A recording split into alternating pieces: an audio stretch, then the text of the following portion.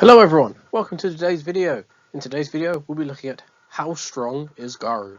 The complete scaling. A quick disclaimer, because this video will be very long, we are going from human Garou all the way up to the final Garou, which was Cosmic Fear Mode Garou.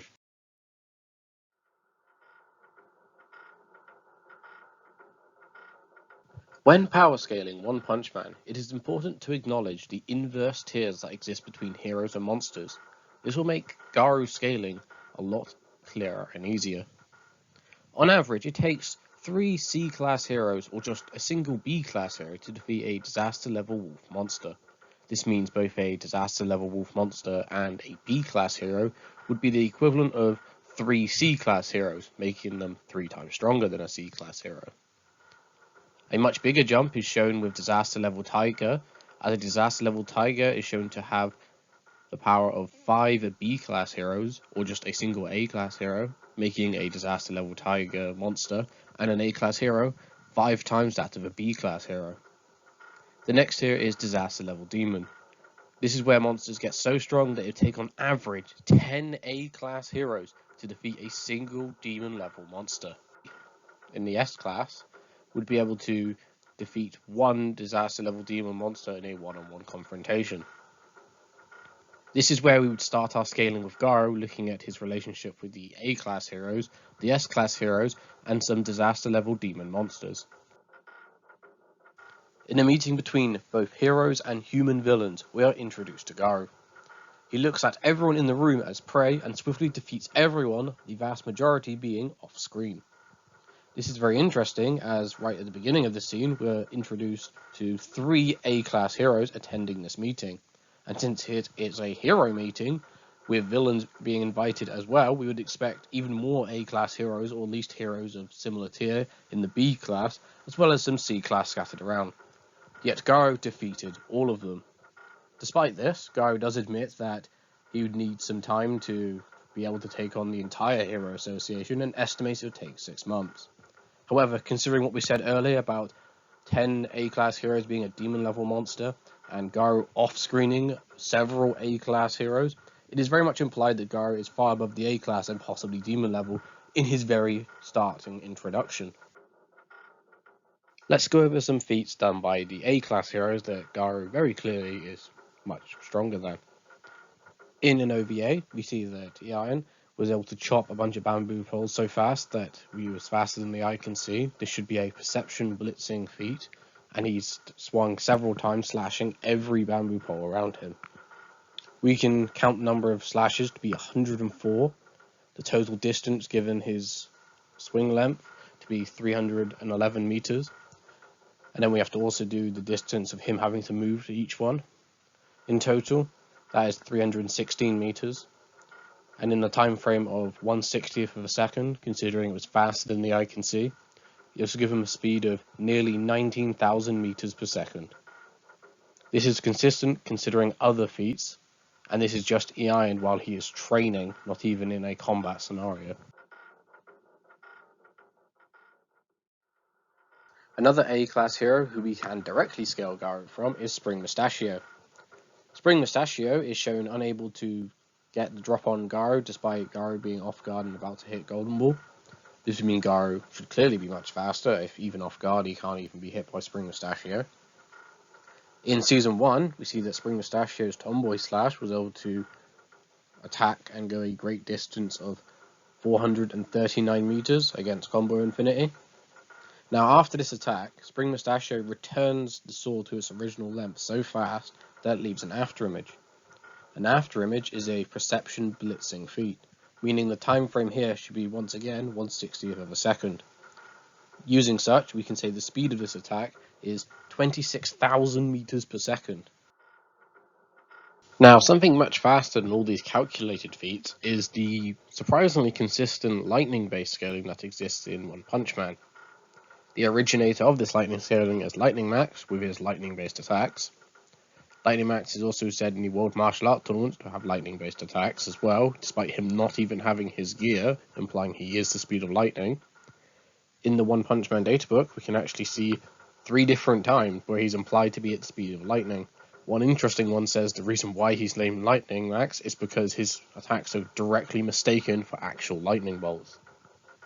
A similar hero, Lightning Genji, is stated to move at the speed of lightning in one of the guidebooks and uses electrical-based attacks.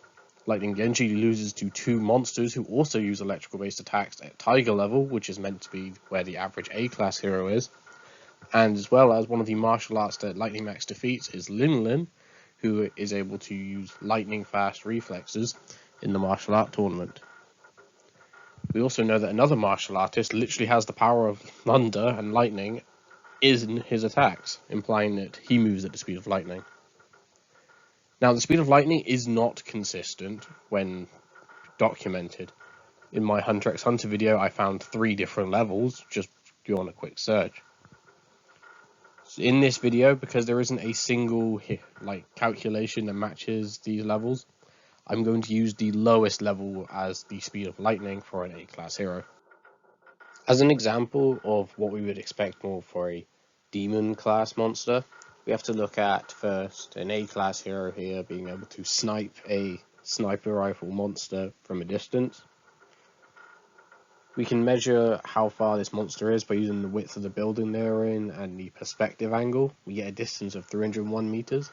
Now, the monster who fired this bullet didn't even see that the hero had also fired a bullet along the exact same line. Because of such, it means they must have blitzed the monster's perception.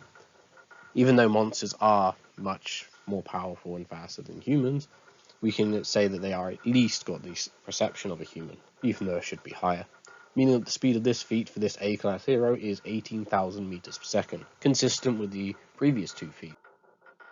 Why we worked out the speed of that A-class hero sniper rifle was because the recently made demon level threat called Rhino Wrestler was able to react very easily to these same bullets. That being said, it means Rhino Wrestler's reaction and at least perception has to be in the 18,000 meters per second range. Despite this, Atomic Samurai is able to completely blitz Rhino Wrestler, chopping him into pieces so fast he doesn't even know he's already dead. With all of Atomic Samurai's feats where he chops people up, it is an absolute nightmare to calculate. In this, I calculate 7 horizontal slashes and 15 vertical slashes for a total of 22. Using what's shown to be his arc length in this scene to be 4.5 meters. We can say the total length of all his slashes was 93.45 meters. Adding in the distance he was from Rhino Wrestler, since he wasn't anywhere near him, we get it up to 105 meters. Now again, considering Rhino Wrestler's great perception to react to that sniper rifle, it means that the speed of which Atomic Samurai must be moving is at bare minimum 1.9 million meters per second, or 0.6% the speed of light. Now this is a suppressed Atomic Samurai, he does have much better feats, but the point of this is Atomic Samurai used this very suppressed level on a monster who's just barely qualified to be demon level. Meaning Garou, if he shows these levels of feats, would be much, much faster. We've talked a lot so far on the speed of A-class heroes. Let's talk more on now the power of an A-class hero. Earlier on in Season 1, we saw that the Hammerhead Squadron were able to knock down a massive building. They hit it so hard that it tilts on its sides and falls and pulverizes itself. First, let's measure the size of the building using a story, or in this case 10 stories because of how big the building is. We then have to measure out each portion of the building as it is not a consistent shape, it's bottom, middle and top. The bottom portion has the largest volume at nearly 1.7 million cubic meters. The middle portion has a volume of 180,000 cubic meters, and the top portion has a volume of 65,000 cubic meters, for a total volume nearly 2 million cubic meters. Since buildings are not 100% solid and are more like 5.8% solid, as they are mostly hollow, the mass of the building would be around 270 million kilograms, or about 270,000 tons. However, when they hit the bottom of the building, they only scale to the portion of the building they move, like at the angle. This means only about 9% of the incidence of the blow is actually equivalent to their lifting strength, which has reduced it down to This reduces the lifting strength down to 24 million kilograms, or 24,000 tons. We can also use this for attack potency, using the same volume of concrete, and then determining whether or not it is shattering or pulverization of rock. We can get a level that is small town level. Now obviously it depends very much of whether this is shattering or pulverization, as there is a big difference between the two. My personal view on this is the building shattered, and the dust that looks on top that looks like it's pulverized is just parts of the building that crumbled more on its way down as it fell from a great height. Therefore, I'd probably say that the hammerhead suits could shatter the entire building, and the building did shatter because the hammerhead suits hit it. Now, a hammerhead goon would be able to use this small town level power. Hammerhead himself is stated to be a B-class villain. This would make him 3 times more than a C-class villain, which is probably what the hammerhead goons themselves are, making him 3 times more. He's still small town level, but as you can see, he's on the level that he could probably pulverize the building if he was the one to punch it. Now, why this is relevant to the strength of A-class heroes is because later on in the Monster Association arc, we have several mercenaries who have all been efficiently trained, getting roided out by Super S's and Essex on her whip, and they are all wearing suits more advanced than Hammerhead, and they are about to be dealt with just 3 A-class heroes, even though the heroes are outnumbered. So the A-class heroes should easily be able to scale to the lifting and the striking strength of the Hammerhead suits. Now let's get back to Garou and what Garou's shown, as obviously he can easily deal with these A-class heroes, so let's look at something a bit better. His first feat that's much better than an A-class hero, or groups of them, is his defeat of Tank Top Master. He did so quite casually, and even bodied the entire Tank Top army immediately afterwards, along with Mumen Rider and Chaku.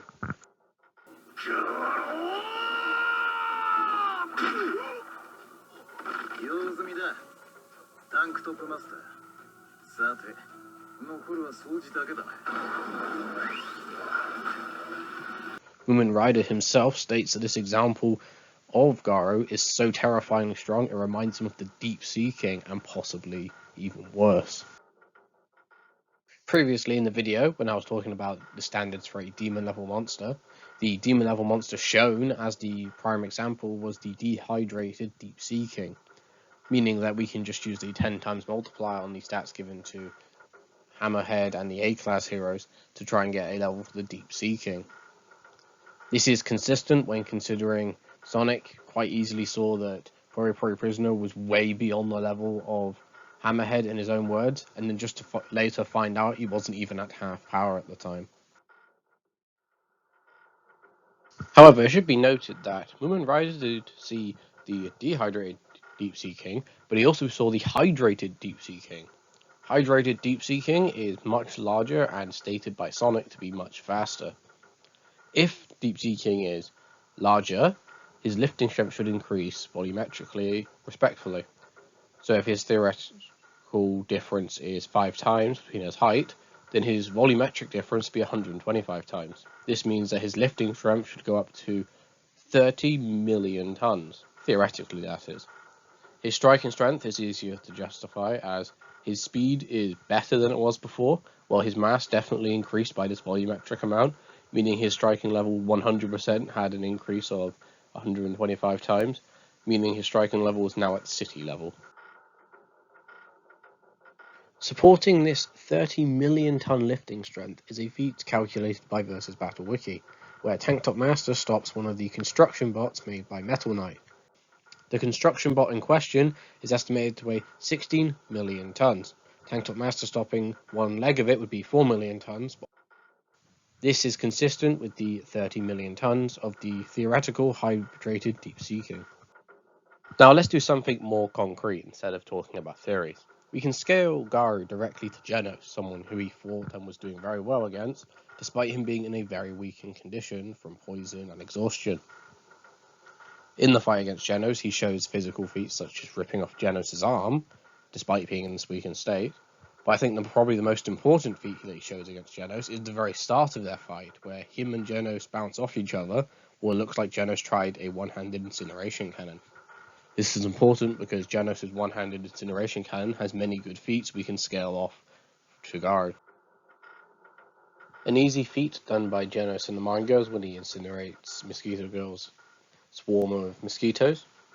We can model these mosquitoes as like incineration of water, as blood and water are very similar and they are mostly that type of liquid anyway.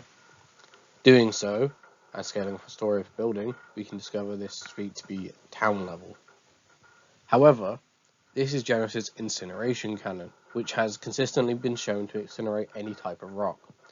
So if we use the specific heat of the average rock, melting point of the average rock, and density of the average rock, we actually get city level instead. Let's try and see which one's more consistent, town level or city level. For this next casual feat of Genos, we have him destroying the House of Evolution and the mountain in the background.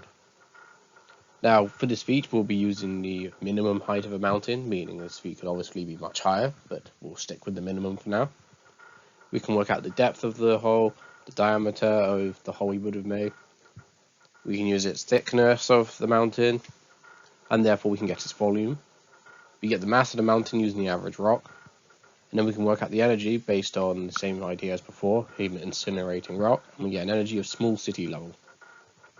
However, this is assuming that he only can incinerate the portion of the mountain that he did. Instead, we can look at how he probably could have incinerated anything along that path, and do a perspective calc to find out how far away he was at a distance of 677 meters. Doing so, we get more of a high-end energy of city level. Let's look towards the anime to see if these feats are consistent with the anime.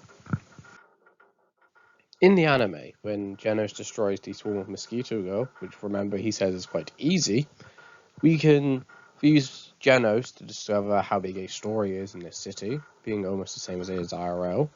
We can then use 3 stories to measure the height of the storm. We have to then include how much of the storm is below the building, add it together to get a total height of the swarm to be 68 meters. We then need to measure the length or diameter of the storm, which once again we can't actually see the full swarm. All we do is we see part of it above the building. The full diameter would be theoretically 330 meters. The cone volume of the swarm would be 1.9 million cubic meters if we model this using vaporization of water, but instead of 100 degrees we use what's needed to scorch the concrete ground. We'd get an energy of small city level. If we switch this up to the alternative method for the incineration of concrete, as this is his incineration cannon, we can discover this to still be small city level, so it is consistent. Now for the anime version of the House of Evolution feat. In the anime we see the mountain explosion being much bigger than it was previously. We still use the minimum height for a mountain, but this time the diameter blast is actually bigger at 509 meters. We can use the formula for angular distance, get an angle of barely 6 degrees and a distance of nearly 3 kilometers. Once again we use the specific heat of the average rock density, minimum incineration temperature, and then we can use its thickness for the low end level of city level. However, for the high end, we'll use the entire distance, the coned volume. For that one, we would get mountain level. This is the most impressive feat for Genos at this point, even though this is Genos just casually doing a blast to quickly take care of enemies. Now let's look at a speed feat done by Deep Seeking. After Genos blasts Deep Seeking away, he's able to zoom back faster than the eye can see and bash off Genos' arm. Using a perspective calculation of the manga panel, we can find that the angle for which Deep Seeking must be in a perspective angle would be 0.15 degrees. Using his full height of 20 meters, since this was the hydrated Deep Seeking that got blasted away, he should be over 7,000 meters away. This would mean that when he zooms back faster than the eye can see, he should be zooming back at 5 times the speed of lightning. Now, the manga version has a limitation that it is a portrait page as opposed to being a landscape image. So instead, the anime would be better to use for this. The anime is filmed at 720p but later optimized to 1080p for the Blu-ray, which means the width of the screen is 1920 pixels. This gives a much smaller angle of 0.04 degrees and thus a distance for the dehydrated Deep Sea King being blasted away of 27 kilometers. This means he has speed of 18 times the speed of lightning, or 0.55% speed of light. Fun fact, if you use this type of scaling and work out the weight of Deep Sea King, you find his hydrated form and dehydrated form match the level of attack potency mentioned earlier on in the video. However, Deep Sea King can go much faster. We can use the speed of the Deep Sea King when Lightning Max is spying on him. Lightning Max is at a distance so far away that he has to use his miniature telescope to be able to see the Deep Sea King.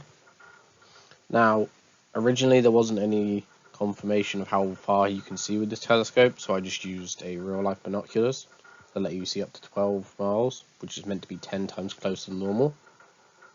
Using this, and the fact they blitzed Lightning Max faster than he could see, it must be a low-end speed of 150,000 meters per second, high hypersonic, or a high-end speed of 1.1 million meters per second, or massively hypersonic plus. However, there is some more context which we'll go over just now. Now, later on in the Monster Association arc, there's a part where we see our massive tower get pulled out of the Monster Association by Tatsumaki, and Lightning Max's telescope is able to see this tower from miles away and see Genos flying up to the tower as well. The height of this tower will be further explained later on in the video. However, it will be used at this point in the video because it's more relevant here. So at the height of 22.5 kilometers, we can use a perspective distance with an angle of 18.5 degrees to get the distance from the tower as 67 kilometers. Using that instead for the Deep Sea King feat, we have Deep Sea King's speed at 4 million meters per second, or 1.35% the speed of light, sub-relativistic. Another character we can scale Garou to for his speed is Soryu. We can scale Garou to him because they fought in an OVA for which Garou was able to move so fast that his speed broke the system they were fighting in, while Soryu's did not. Also, it makes sense that they should scale to similar levels, at least in terms of speed, because they're both champions of the World Martial Art Tournament that is in One Punch Man, so they should be on similar levels for that reason as well. Using such, we can use speed feats from Soryu to calculate Garou's speed. In a fight against monsterized Chos, Soryu is able to react to his light-based attacks. These attacks are stated the same as Homeless Emperor and Vaccine Man, which are also confirmed to be light-based attacks, meaning we can very confidently say that they are the speed of light. We have to work out the height of both Soryu and Chos. We have to do this using Saitama. Once we've got both their heights, we can then do a perspective calc for both of them, find out how far away they are from the view of the manga panel, and then find out the distance from each other was 2.35 meters. Of course, Soryu extends his arms forward, so we'd have to actually add in that distance as well, so it'd actually only be 1.64 meters. Reacting to a light-based attack that quickly would mean Soryu's speed should be 87% the speed of light.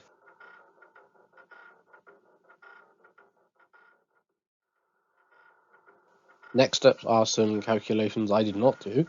On Versus Battle Wiki, they've done several different ones, but here are two calcs for Soryu against Chos when they split the cloud. The original calc was large town level based on the manga. The issue with this calculation was they assumed the time frame. In the redone of this calc, they got city level, small city level, and city level again. This was using the anime time frame, but the manga scaling. We can use the anime time frame to justify the manga time frame, as this would make perfect sense. So we can ignore the large town level, as this one would be an assumption as opposed to the actual time frame, and with the remaining calculations we'd say it's most consistent for it to be city level. This is consistent with Garou, who is himself city level based on Deep Sea King and Genos so far.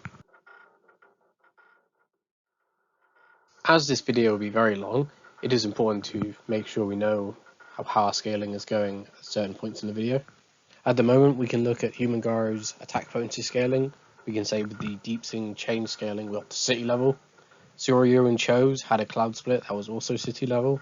In the manga, Genos has 2 city level feats. In the anime, his feats range from small city level to mountain level. Using this, we should say Garou should be city level to possibly mountain level, as he's consistently above the 2 characters who are city level, and he possibly scales to a possibly mountain level Genos. Now, let's talk about some higher end speed scaling that Garou partly scales to. Genos, while fighting G4, was able to avoid some lasers. There have been calculation and speculation about these lasers and whether or not Genos actually scales to them, if he's aim dodging, or if the robot known as G4 was just missing. Now, it should be present that Genos is dodging them, it's clearly shown, but the reason why we might struggle to calculate something like this, or how far he's dodging, is because of the number of lasers. And Genos himself sort of implies that he's struggling to dodge them because of the lasers, and more or less just stops the lasers to be able to defeat G4. What should be noted is, regardless if you think Genos can react to it or not, Genos' perception can see the lasers. He can see lasers. He can see light. This is important because there's 2 characters he cannot see. One of them is Awaken Cockroach, who is stated to be faster than lasers and faster than light. So that's good confirmation.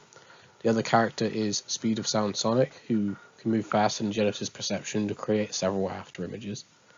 Garou would scale above the likes of Genos in terms of speed, as he is shown outpacing Genos.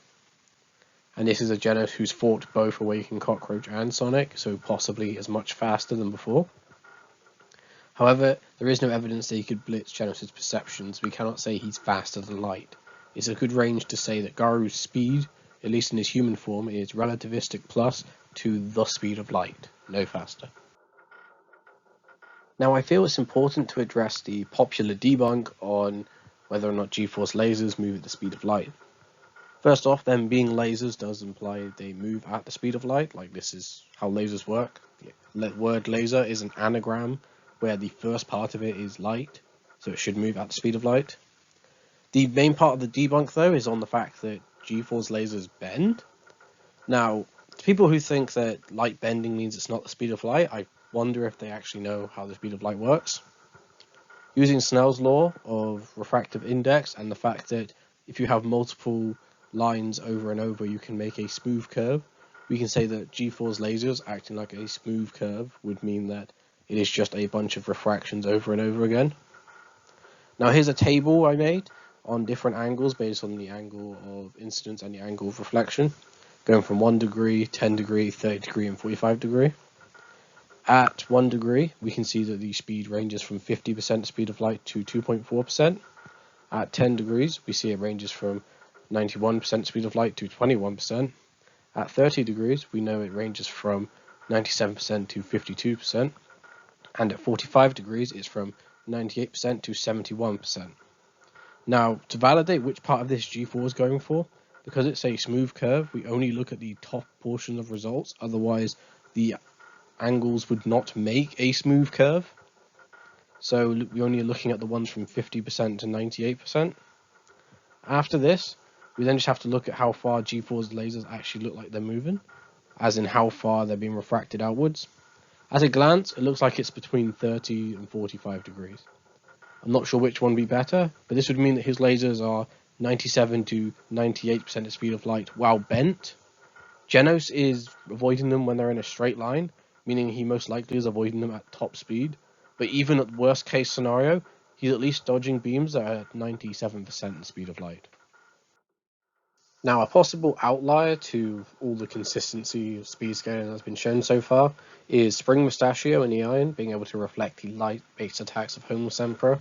This could be Homeless Emperor just playing around, but unlikely since this is an attempt to try and kill Atomic Samurai.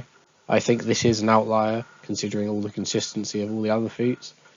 And also, it could be that Homeless Emperor is just being reckless and not attacking efficiently, and that's how they're getting away with it. Could be that a lot of these attacks are just missing, and from the looks of it, that does look like it's the case. Now let's talk about Garou's skill.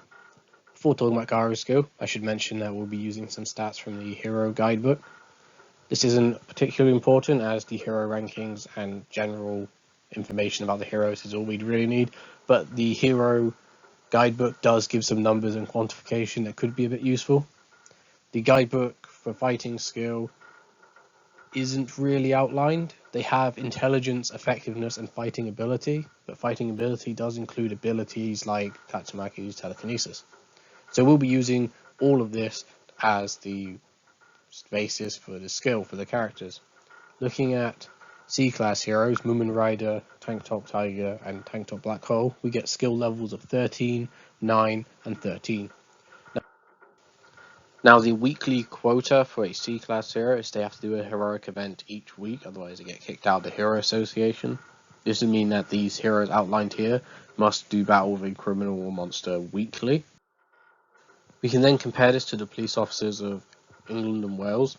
We can look at the number of times they have to use force in a confrontation and the number of police officers there are. We find that at most, officers only ever use this type of force 2 times a year. But for the heroes in One Punch Man, they do this on a weekly basis, or 52 times a year. So this would mean they'd have around 26 times the experience of a police officer. This is further then supported in the Monster Association arc, when heroes of various classes, including C-class heroes, are sent into the Monster Association, and we see an armoured convoy outside, implying the heroes are ranked higher than military forces. Now looking into some of the A-class heroes, we can look at Snack, Spring Mustachio, and Golden Ball. Snack, while entering the World Martial Art Tournament, constantly is able to get past the first round. This implies that no matter what type of martial art you put up against Snack, he would also be able to beat him quite easily. He's done this quite consistently with very minimal effort. One of these such characters who couldn't even make it past the first round was a martial artist who was so skilled he could read your mind with logical psychology, and Snack would easily upscale this massively. Spring Mustachio is one of the commended swordsmen by the Council of Swordmasters and has a higher skill set than even Golden Ball. Golden Ball's skill comes from a sort of dude perfect level of skill, where he's able to ricochet his shots constantly around the arena when he fought Garou. Garou obviously upscales this, as not only is he able to dodge this without being able to see the shots, he's also able to deflect one shot to stop them all. Supporting this scaling for A-class heroes being relative to someone who knows all martial arts or upscaling them, we can look at Smile Man fighting Fistfight Jin. Fistfight Jin is a demon level monster, so has much more power than Smile Man, and when they are fighting it looks more like a power based thing, with him stating he's going to vaporize the town. So we can sort of scale them skill wise. And Fistfight Jin as human was so skilled that he quite literally got bored of martial art tournaments. So it makes sense that he should upscale all martial arts in a way, because he's getting bored of literally any martial art tournament he entered, but the final one looking like boxing. Now let's look at the S-class heroes. When considering Tank Top Master, he was able to understand the type of movements Garou was using on him, in terms of anticipating his own movements, doubling back the force while avoiding attacks and striking vital points. He also has a skill level of 21 using the guidebook's numbers, which puts him 2 points higher than Snack, who was able to challenge any person who enters the World Martial Art Tournament regardless of their martial art. This would mean that even if you had the variety of every martial art in the world, including the fictional ones of One Punch Man, you may not be skilled enough to even make Garou use a single technique. Garou also looks at Tank Top Master and thinks he's a genius in comparison to Tank Top Master. Genos was able to do a little bit better against Garou, having advantages such as his cyborg body, superior attack potency, energy-based attacks, and Garou being in a weakened state. Despite this, Garou still showed superior skill over Genos regardless, so he's much higher than a stat of 22, and looks at characters below 20 as they're not even worth his time, and he's a genius in comparison. It may be no joke to say that even if you were to know every martial art in the world, you're a white belt in comparison to Garou, who is a master. Just a couple other things that are interesting regarding Garou's skill. We already all know that Garou can copy skills just by looking at him once. He copied the Watch Dogs manga's abilities just by looking at him. However, even more impressive than this, one time when he was younger and less experienced, he read the scrolls of Bang's forbidden techniques and learnt all of them just from reading.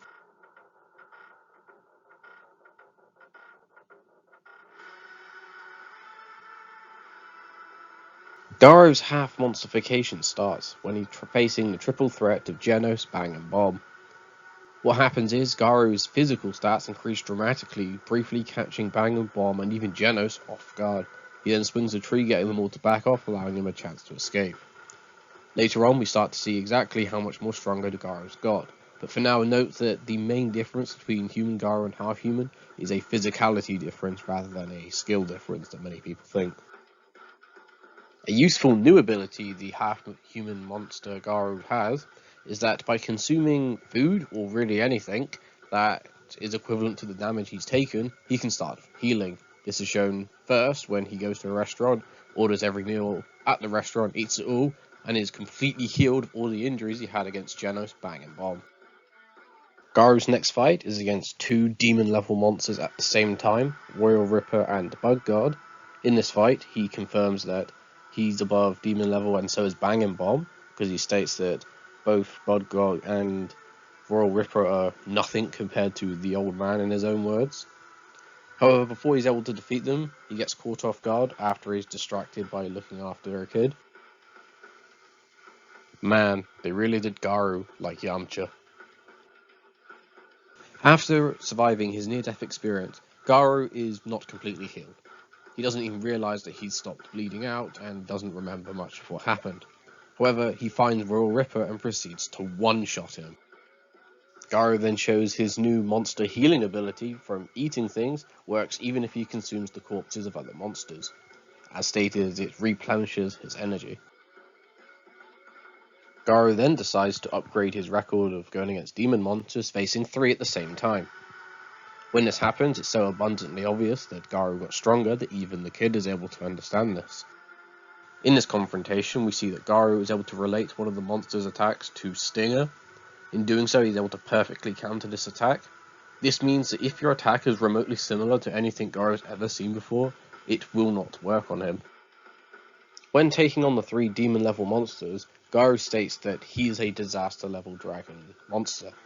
This is confirmed with the Hero Association, who also call him disaster-level dragon. However, I don't think this disaster-level dragon is in terms of physicality. Later on in the video, I'll say when I think Garou is in the ballpark of being disaster-level dragon from pure physical strength. Straight after fighting the demon-level threats, Garou fights Overgrown Rover. Overgrown Rover is shown blasting through several layers of the Monster Association on Garou. We can use this height of Garou to measure the height of one of the floors of the Monster Association, and then we can use the wider shot to find out exactly how much Rover vaporized. Doing such, we can say that Rover's attacks resulted in city-level vaporization energy. In terms of an earthquake, this would be magnitude 7.8, which is interesting because Saitama lives in the same city this happened, and the earthquake didn't seem too devastating. What would the earthquake be like in real life? In real life, in April 25th, 2015, a magnitude 7.8 earthquake, similar to Rover, was able to tear through Nepal, injuring nearly 17,000 people, and was able to destroy more than 800,000 homes. The fact that Saitama's house, which is in the same city as Rover's attack, is completely fine, would imply the cities in One Punch Man would be much larger than even a country like Nepal. Garou shows that he's clearly above city level and would probably be on the mountain range as discussed possibly from before. This is because Garou takes hundreds of these attacks from Overgrown Rover and is so fine that he actually tells Rover to not get carried away. Rover then decides to hold back less and fire a much bigger blast at Garou that actually does damage him. This blast can be comparable to the previous one in terms of size, having a much bigger volume, and using the energy of vaporization, we find that this blast was large mountain level. Now, this larger attack from Rover would have a magnitude earthquake of 9.5. This can be compared to the chill earthquake, which was between 9.4 to 9.6, so most commonly referred to as 9.5, for which the shockwave, for it was having displacement which would destroy buildings, was up to 1,000 kilometers from its origin. This again supports the idea that One Punch Man cities are bigger than they are in real life. If we look at the One Punch Man world map, we know that there are regions divided by the letters of the alphabet, and it should be known that much like a country has a capital city, in One Punch Man, these regions, which govern different sections of the world, are capitalized by the city that represents the same letter. So Region A is capitalized by City A. Region B is capitalized by City B. It is also implied when Beefcake went on a rampage that he could destroy multiple towns inside a singular city, meaning cities in One Punch Man contain multiple towns. Earlier in the video, I said that I didn't think Garou was quite at a physical level of a dragon level monster, more that it required his martial skill and techniques. This is not the case anymore once we get to this part of the story. Garou wants to have a conversation with Garou and proceeds to paralyze him. Garou is paralyzed briefly, however starts adapting and overpowering this form of paralysis. It is even stated by Garou that if they wanted to keep it up, they'd have to use quite a bit of effort. Garou is a disaster level dragon cadre, much like Rover, and would make sense that Garou's physicality is now at a disaster level dragon. Because we can say Garou is physically a dragon level monster, we can say that he's stronger than any demon level monster on a physical level. This is important because it would make Garou stronger than the strongest of all demon level monsters, Beefcake. Beefcake is a demon level monster that is so strong that he's almost reached dragon level monster. Beefcake has an official height of 270 meters. This official height doesn't make sense. Beefcake is consistently shown in the clouds, which are much higher than 270 meters. There's even a thread on Versus Battle Wiki going over several different ways of measuring Beefcake, the majority of which much bigger than 270 meters. What I would like to use with Beefcake's height is the fact that he's always in the cloud heights whenever we look at him, no matter what it is. Now obviously cloud height ranges, it ranges from 6,000 feet up to 60,000 feet. Let's calculate Beefcake's height using two completely different scenes and see if they reach the same sort of level. If it's between these cloud height range, we can say this is consistent enough to use for the following calculation. If we use his massive footprint in the anime, we can compare it to a two-way lane, which is about 6 meters wide, and we get his footprint to be 839 meters, nearly 3 times the height of his official height. We can then scale Beefcake off his foot to get his height at 5,780 meters. This is consistent when using the anime scene of him making the hole on Saitama. We can see a 25-story building compared to his ear. We can then scale his ear to his height and get 5,600 meters, which is very close to the other one. I'll be using the other one because I feel like it's a little bit more accurate. Using these now known heights, we can get the depth and width of the hole he made within Saitama. Using the polarization of rock, we get an energy output of island level. Now, many people may point out that this island level attack potency took multiple strikes from Beefcake. However, we know in the anime there is one scene where he casually causes another island level feat. This is where Beefcake waves his hand and causes a massive shockwave through the city. We can use Beefcake's height, then measure the shockwave length, width, and depth, get a volume, use the polarization of rock once again. We get energy output twice as high as the last one, but still island level. In a way, this scaling makes perfect sense. Garou, when he was inhuman, was city level to possibly mountain level. He then gets stronger, fights Rover, who attacks him with larger mountain level attacks. And now he should be scaling up to island level, theoretically being stronger than any demon level monster. These are massive growths in physicality, so let's also do a little assumption for the speed. What I mean is, previously we said that Garou's speed was relativistic plus to possibly the speed of light. Now let's just round it up and say he is the speed of light. If people think this is too far of a stretch or an exaggeration, remember that Garou is dragon level, and now me saying he's the speed of light would be me saying he's slower than the demon level Awaken cockroach, so I think it's not an exaggeration. Speaking of Awaken cockroach, how Awaken cockroach dies is Orochi stabs him with his horn. He does this because Awaken Cockroach failed at beating Genos, and Orochi blatantly blitzes Awaken Cockroach, this character who's stated faster than the speed of light. Now Genos, when facing Orochi, actually dodges this the first time and gets caught as it redirects back into him. After this, Genos looks to have some sort of Zenkai adaptation, as he was able to then dodge all of Orochi's horns at the same time, and even says he can keep dodging. The number of Orochi's horns change panel to panel. However, from this one shot where we can see the entirety of Orochi's head from the back, we can see he has up to 8 horns. This means Garou very likely is 8 times the speed of light. Now let's talk about Garou's power increase. After Orochi changes the number of horns up to 8, he then tries burning Garou, which, surprise Goro, implies that the burning was actually more deadly than the 8 horns. And then after that, he actually punches Garou, again, to many people's surprise, meaning that it's most likely that the punch is more powerful than the 8 horns. And Garou does partially block this punch, and when he hits the wall, comes off smiling, so it is implied that he could scale to it, in a way. This means that Garou's strength is likely 8 times stronger than when he fought Goro. If we do 8 times the Beefcake feats, we actually get Garou just about reaching large island level. After Garou gets overpowered by Orochi, he uses the Awakening Breath to try and bridge the gap between him and Orochi. The fact that he uses the Awakening Breath as opposed to just adapting would imply the Awakening Breath is more powerful than the 8 times power and speed increase he got from naturally adapting. This means Garou could be in excess of 64 times the speed of light. Before we continue Garou scaling, it's important to look at the relationship between the S-Class heroes and the cadre. The S-Class heroes are the mightiest heroes, to the point where many of the A-Class heroes don't ever even conceive ever making it to the S-Class. This unstoppable force, that is the S-Class, is shown visually shattering when facing the cadre.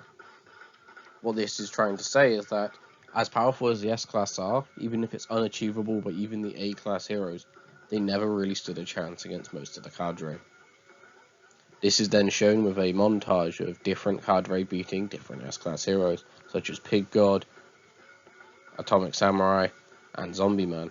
The reason why I bring up this narrative for the cadres being above the S-Class is because Garou fights Darkshine, and in this fight we see the exact outcome that is outlined between the cadre and the S-Class. This is likely in reference to how Garou was meant to be a cadre in the Monster Association before he declined. Let's analyse Garou's fight with Darkshine in more detail. The beginning of the battle actually happens with Pori Prisoner being defeated so badly that he never even conceived he could lose this badly. When Darkshine pulls up to Garou, he knows that Garou is strong enough to do this to Pori Prisoner, and begins fighting him. Garou, when he starts losing and gets knocked out of his sleep to awake, states that he thought he was fighting Orochi, rather implying the asleep Garou that wasn't even fighting properly was at a similar level to the Awakening Breath Garou that was fighting Orochi, which would mean high into large island level and about 64 times the speed of light. Now, while fighting Darkshine, it is stated that he got faster and he got stronger. However, the quantification for such is very hard to find. For speed, I didn't find any quantification whatsoever, so just note he got faster. For his attack potency, we can scale him off Darkshine as he completely matched Darkshine's bazooka attack. There are many ways to scale how strong Darkshine is. One of these ways is to use Evil Natural Water. Not only does Darkshine upscale to Evil Natural Water, he upscales him so much that he quite literally uses him as a shower to make himself more shiny. Evil Natural Water, while in a smaller puddle of water, was stated by Child Emperor to be more dangerous than Phoenix Man. Phoenix Man does have a small country level feat, or at least survives a small country level blast from Brave Giant. I'm not showing the calculation for this in great detail, purely because this was one of the things that were redrawn and basically retconned out of the manga. Another form of scaling we can use is Super Alloy Darkshine defeating Carnage Kabuto. He was able to defeat Carnage Kabuto in only 15 minutes, and it is implied that Carnage Kabuto was in his Carnage mode form. 最後は俺だな。超合金黒光り。仮想空間の中なら筋肉のフルパワーを解放してもいいってことだな。ああ、見せてくれ。お前の力を。プレイヤー超合金黒光り。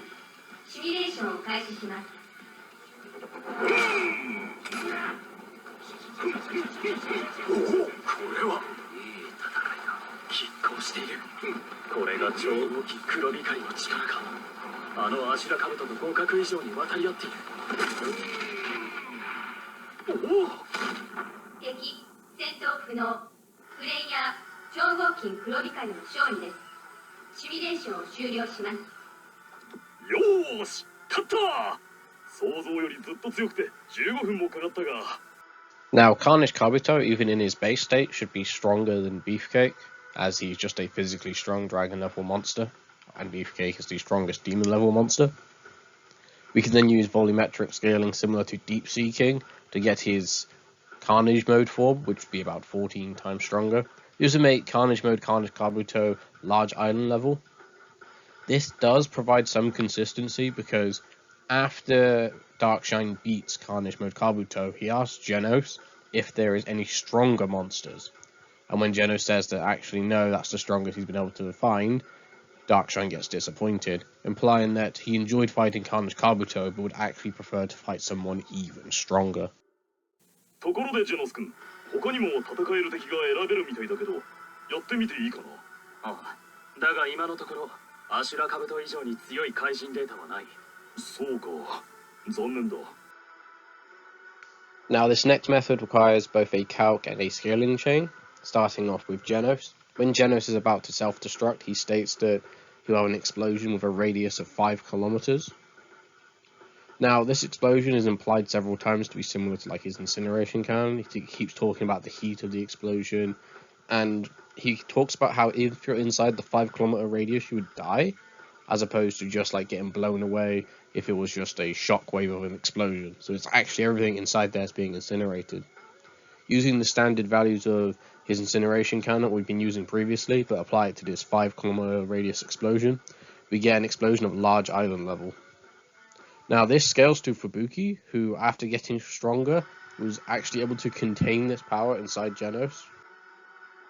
Now let's show that this level of energy for Genos is actually consistent. Drive Knight before this needed to get what he likes to call a little bit of energy, and this little bit of energy was the majority of City Z. In One Punch Man, each cities are the size of countries. There's 1/26th of the entire world, so we can compare the energy supply of a city to 1/26th that of the world energy supply. The world energy supply in 2019 was 160,000 terawatt hours. Dividing that by 26, we get the energy Drive Knight considered to be little at island level. This is consistent with the Genos calculation because Drive Knight wasn't sure if he could contain Genos' power, implying that it is much, much larger than this little bit, which was island level. So large island level for Genos is probably consistent. Now we can upscale from Fubuki here, as she tried to contain Tatsumaki, for which Tatsumaki flicks her finger and reverses it on Fubuki, bang and bomb.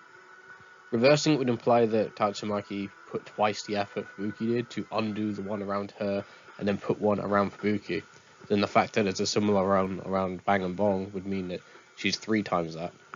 This would mean in total Tatsumaki should be applying 6 times the energy Fubuki did. Later on, Tatsumaki tried to use this exact same thing on Ugly Fur, who quite literally flexes out of it. After this, Ugly Fur gets stronger after being eaten by gums to become Vomit Ugly Fur, and this is the monster that matches Darkshine in terms of raw physical power, meaning we can scale this directly to Garou. Doing the maths on this 6 times multiplier on the feat done by Fubuki, we find that Garou should be at small country level using this chain of scaling. Now let's conclude the progress Garou has made in his half-human monster form.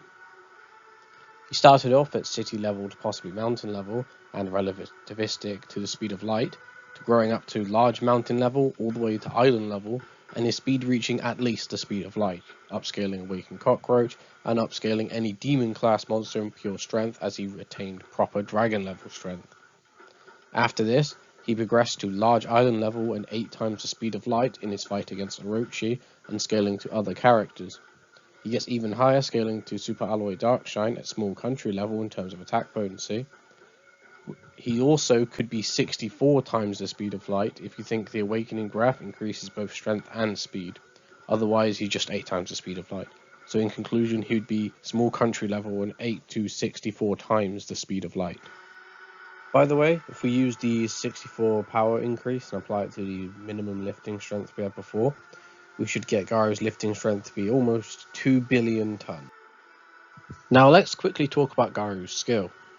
As previously mentioned, Snek is at the level that no amount of versatility in different martial arts at a master world-class level would be able to defeat him. You'd need to be a better martial artist in pure skill and not just use some versatility.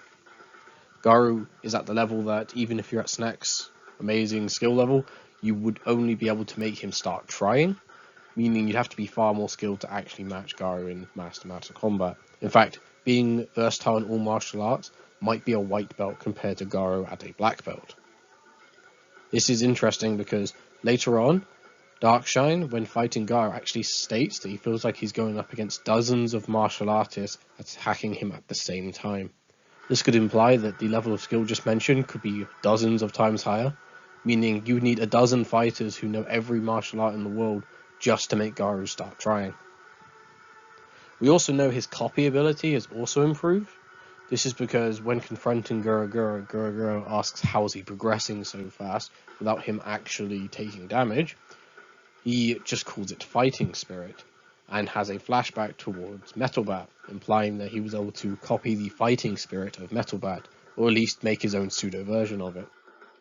It also should be mentioned that this 12 times increase in his martial arts skill makes sense when you consider Orochi. When Orochi defeats him, he does so with each one of his fingers acting like a different martial artist, implying that he is several times what Garou was. Now, Garou adapting beyond that is when he reaches this 12 martial arts level. So it makes sense that his adaptation surpasses what defeated him previously. Also, another part of Garou's adaptation that's overlooked is the fact that he adapts to what type of damage he takes. For example, after being stabbed by Royal Ripper and ripped apart, it meant that he couldn't really be killed by just stabbing means. This is shown in his fight against Orochi, where after getting stabbed he says that he can take the stab no problem because he's already been stabbed earlier. This is also probably why in the same Orochi fight, when he gets blasted by Orochi's beams, Goro is partly surprised the heat doesn't get to Garou. But remember that right before this, Garou got attacked by Rover, who had similarly big blast attacks, and likely a lot of heat energy behind that as well. So simply using methods as trying to get him to bleed out or using temperature manipulation wouldn't work on Garou. And similar methods, if he was to survive it, he would adapt to overcome it.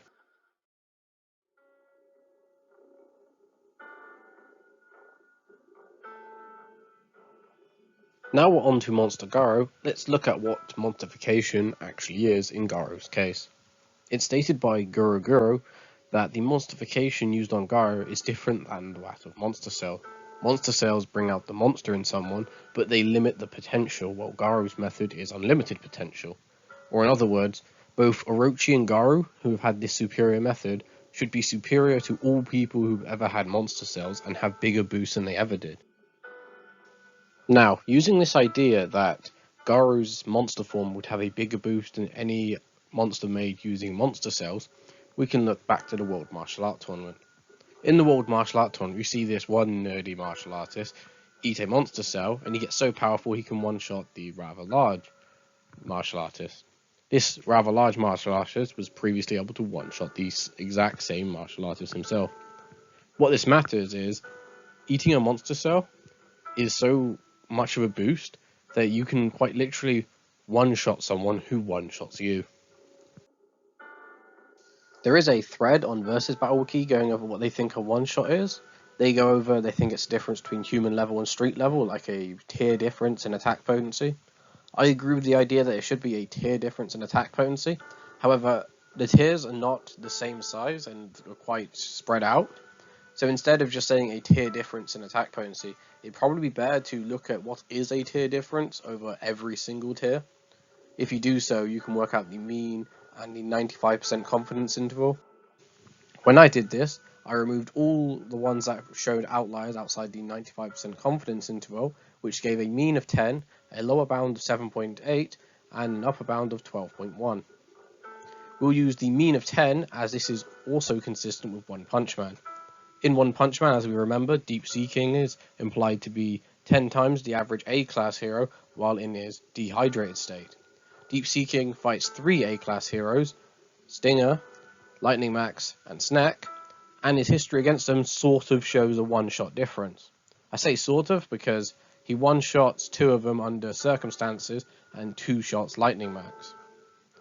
He one-shots Stinger while Stinger is weakened, and he one-shots Snack while Snack is against the hydrated version, which is much stronger. So in One Punch Man, it is likely slightly larger than a 10 times difference, but we'll use a 10 times difference because it's a nice round number. Going back to the World Martial Art Tournament and remembering that eating a single monster cell made someone one-shot someone who previously one-shot them, meaning there are in total a 100 times difference, we then look at Bakuzan, who had the largest jump in power eating monster cells. In this scene, it looks like Bakuzan ate a total of 5 monster cells to achieve his big boost.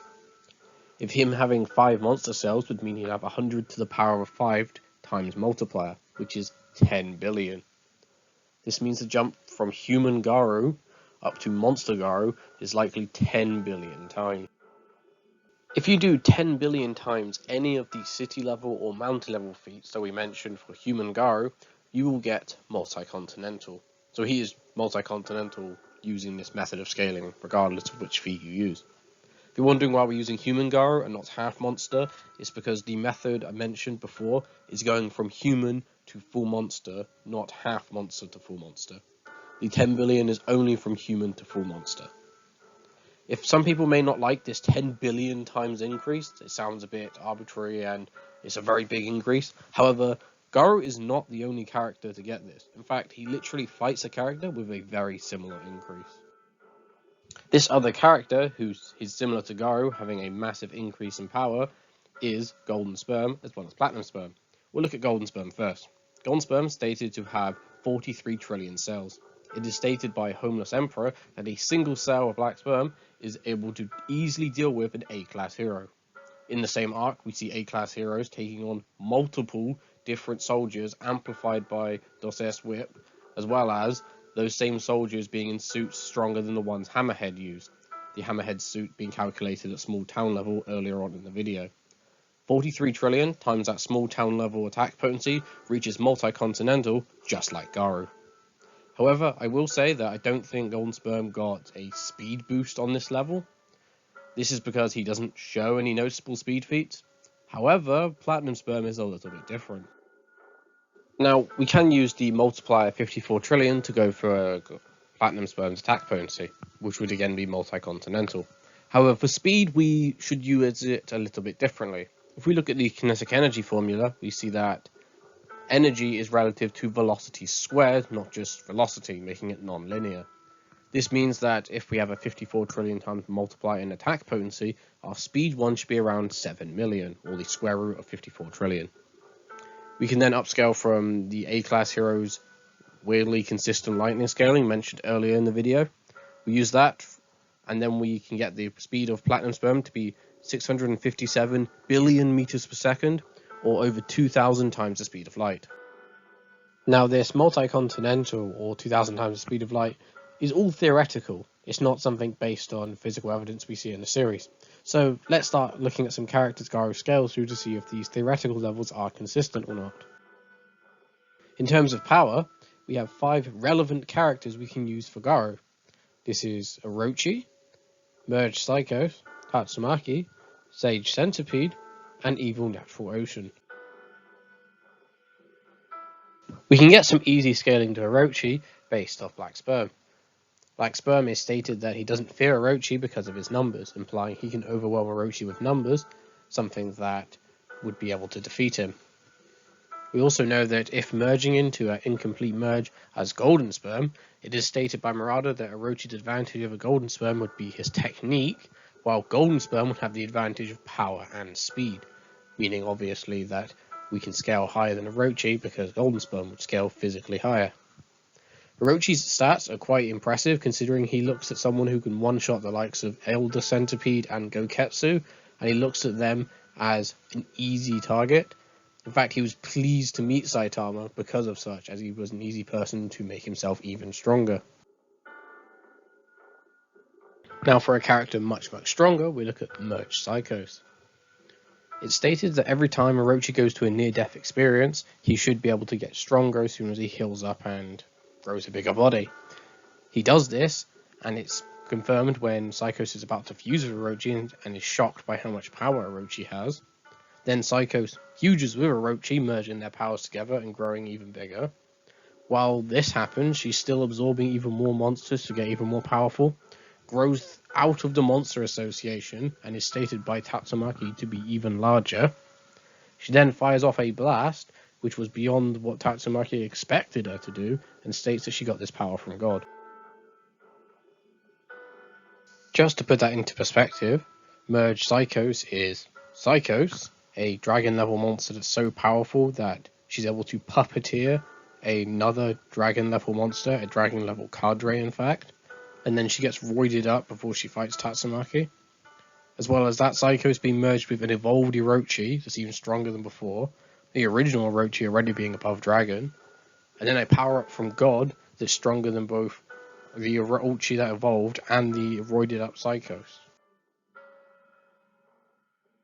Now, Tatsumaki roughly scales to Merged Psychos, competitively battling her for a while, although it is implied that Merged Psychos does have the advantage while Tatsumaki is unable to guard herself completely. However, as soon as Tatsumaki's full attention's on Psychos, it's straight up confirmed that she is actually stronger, as confirmed by Psychos herself. After this, Tatsumaki goes full overkill to kill the Monster King. Now this move of hers making the giant spear could be interpreted as a limit breaking moment, which is trying her hardest, or it can be her just using the scraps of power she has left. Either way, she's able to perform this feat. Now we get to Sage Centipede. Sage Centipede is so strong that his literal introduction is biting away the tower that Tatsumaki had pulled out of the ground and used to kill Orochi. He's also born from a sacrifice of Orochi's corpse down into the God Altar, implying that he is an evolution even higher than Orochi's normal evolutions. Sage Centipede is so powerful his disaster level is unknown. He's stated to be the incarnation of his father Earth. After this, we're introduced to Evil Natural Ocean, which is stated to be the incarnation of the Mother Ocean, implying they're on similar levels, which again is shown by the fact they have the same disaster level of unknown. Though if I had to guess, I'd probably say Evil Natural Ocean is stronger. Now, Garou's not just able to take combination shots from both Sage Centipede and Evil Natural Ocean at the same time. By the end of the fight, he actually one-shots Sage Centipede. With that being said, there should be enough evidence to say that Garou could one-shot or scale above all of these characters. For the first feat of power, we should look at a casual blast from Merged Psychos. Now we can scale this continental blast to Earth itself. Doing so, we find the diameter of the blast was around 2 million meters. Using such, we can find out its volume based on both its length and its thickness, and we can find out its mass. We also can find out its surface area, and using this, we can look at how much it would take to slice that much of the continent, as we can look at the strength of the crust itself. With that, we get a force of the split. Using the force of the split and the distance traveled along the split, we can get the final energy. However, it's not just split, the continent is also lifted up, so we need to work out the energy needed to lift that part of the continent. So we have to add up that gravitational potential energy as well. If we do so, we get a total amount of energy of 8 times 10 to the 26 joules, which in total is multi-continental. For consistency, let's look at how Merged Psychos fought with Genos. When they fought each other, their attacks went in the air and caused this massive explosion. This explosion is so large that it's comparable to the size of the moon. However, this is an unknown type of explosion. We don't know if it's an incineration cannon, we don't know if it's just light in the sky, we have no idea, which has a huge range of results. However, we can still use other facts from Genos to be able to get his scaling and find out how strong he actually is. It's stated by Genos that the idea behind his new form and his new attacks was to destroy the giant meteor back in Season 1. The giant meteor in question was stated to not only be able to destroy all of City Z, but also affect other cities, and this is consistent throughout both the anime and the manga. If we were to look at just destroying City Z based on where it was impacting, we would get energy of Continental. However, if we look at how far it would need to be to destroy all of City Z and also spread to other cities, we get it even bigger, and this bigger one also is continental, but very close to multi-continental. This is also interesting for Orochi scaling, as Orochi is an above dragon, yet the meteor was only a dragon level threat. Furthermore, the fact that the meteor could wipe out multiple continents is consistent with the Torito scale that it was given. A scale of 9 is one that is similar to the asteroid that wiped out all of the dinosaurs. For this next feat, we're going to have to do quite a bit of pixel scaling to try and find the height of certain characters and objects in the One Punch Man world. First thing we need to look at is this 30-story building which Tatsumaki comes out of. After this, that 30-story building is shown on top of the tower for which Psychos herself will break out of, and we can then use that to scale the size of the tower. Doing such, we find the height of this tower is 22.5 thousand meters. This is actually the same tower used in a previous feat when I was talking about how far Lightning Mouse could see. I was measuring how far he would have to be to see that tower and the people fighting on it. Now, some people may think this tower is too big or the scaling is too inconsistent, so I'm going to try and show it is consistent. When Tatsumaki goes to fight Psychos, Psychos reveals that she is 1,500 meters below ground. Now, this is important because when Psychos breaks out of the tower from where she is, we can measure how far down she is.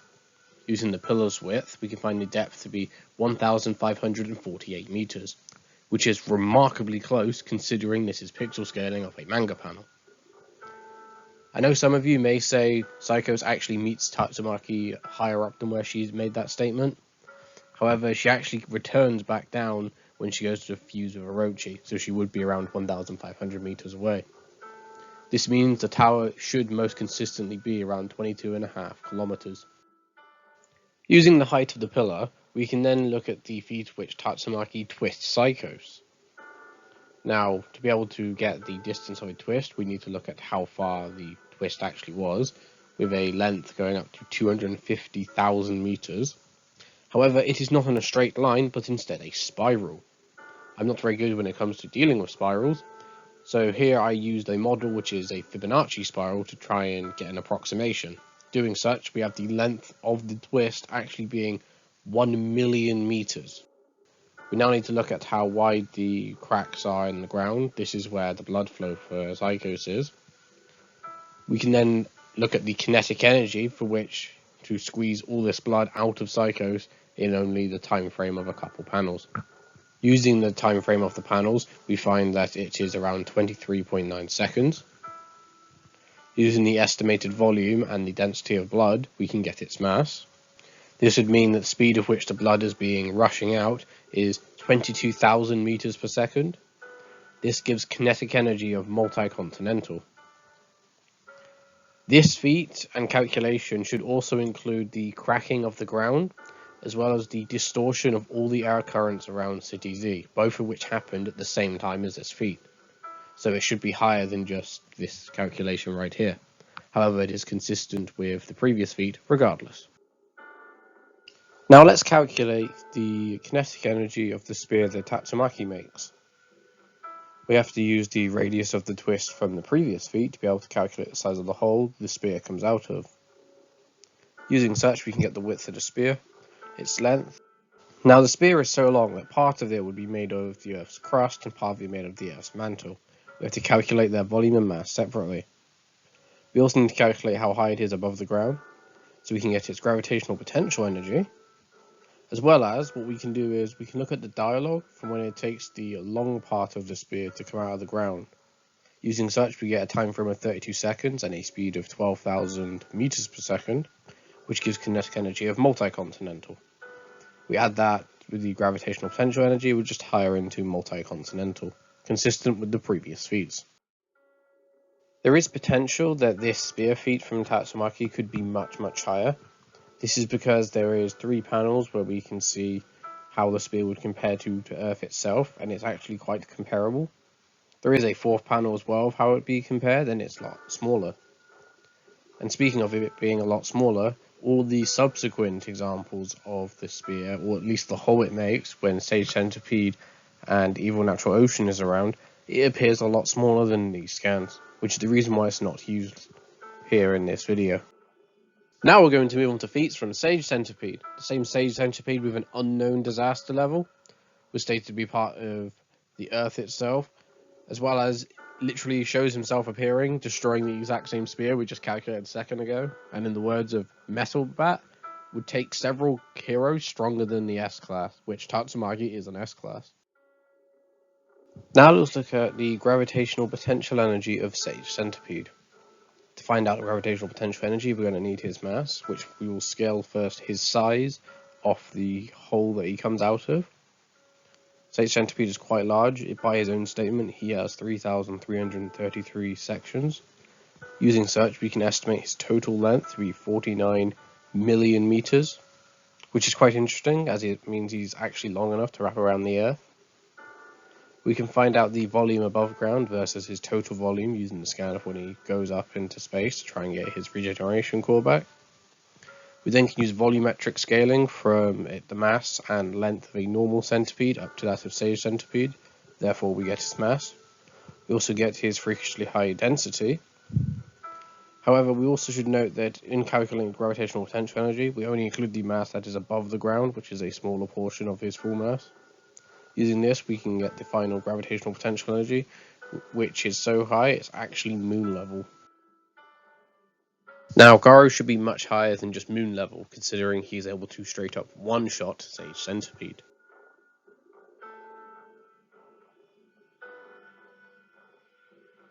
One minor statement said by Garou when he talks about how strong he's become after being Sage Centipede is that he could destroy the entire Hero Association with a visualization of him like chopping it in half. Now this is interesting because after the end of Season 1, the Hero Association grew massively from just a tall building to basically the remains of the entire city. And even the small building was able to tank the destruction of City A, something that would be multi-continental on its own, meaning that Garou would basically one-shot any multi-continental being. An even more impressive feat that we can scale Garou to is that of the Ocean Grand Cannon from Evil Natural Ocean. We can scale the sizes of the Ocean Grand Cannon using a section of Sage Centipede and comparing the blast when Sage Centipede is next to it. We can then go it back to where Evil Natural Ocean is and where the attack finishes to find out the distance of how far it travelled. Using such, we can then find the total volume of water that was blasted at Garou. We also can use the dialogue of both Sage Centipede's attack and Evil Natural Ocean's attack to be able to get the time frame for this, which is only 3.6 seconds. In doing so, we get a speed of 1.2 million meters per second and kinetic energy of small planet level. Now, just to quickly go over lifting strength, as we can use the characters just analysed to do so, we can look at Sage Centipede. Garou is able to overpower one of Sage Centipede's hands when he's holding the grip, which should imply he physically overwhelmed the lifting strength of Sage Centipede. Now, when Sage Centipede goes above ground, only about 5% of his body is above ground, meaning that he has 6,336 limbs to support him. We can divide his weight that was above ground previously mentioned in a older calc to just find out the strength of a single limb. Doing so, we get 2.845 petatons. This is surprisingly consistent with when Sage Centipede lifts up Tatsumaki's spear using just his face. Tatsumaki's spear, if you remember correctly from the previous calculation, was 3.46 petatons. Now for speed, we'll be using Atomic Samurai, Flashy Flash, and Platinum Sperm. Now, unlike the attack potency portion, where we had plenty of feats to go off that were all definitive, the speed portion is less definitive. This is because we need to look at a basis for time frames and other speed things to do with characters, which we don't normally get. We already have the theoretical calculation, as mentioned earlier, with Platinum S at 2000 times the speed of light. The first set of speed scaling will be involving some logical scaling chains, which I'll do in a moment, and the scaling after that will be definitive speed scaling. I think it's important to look at all three and for how these calcs actually work.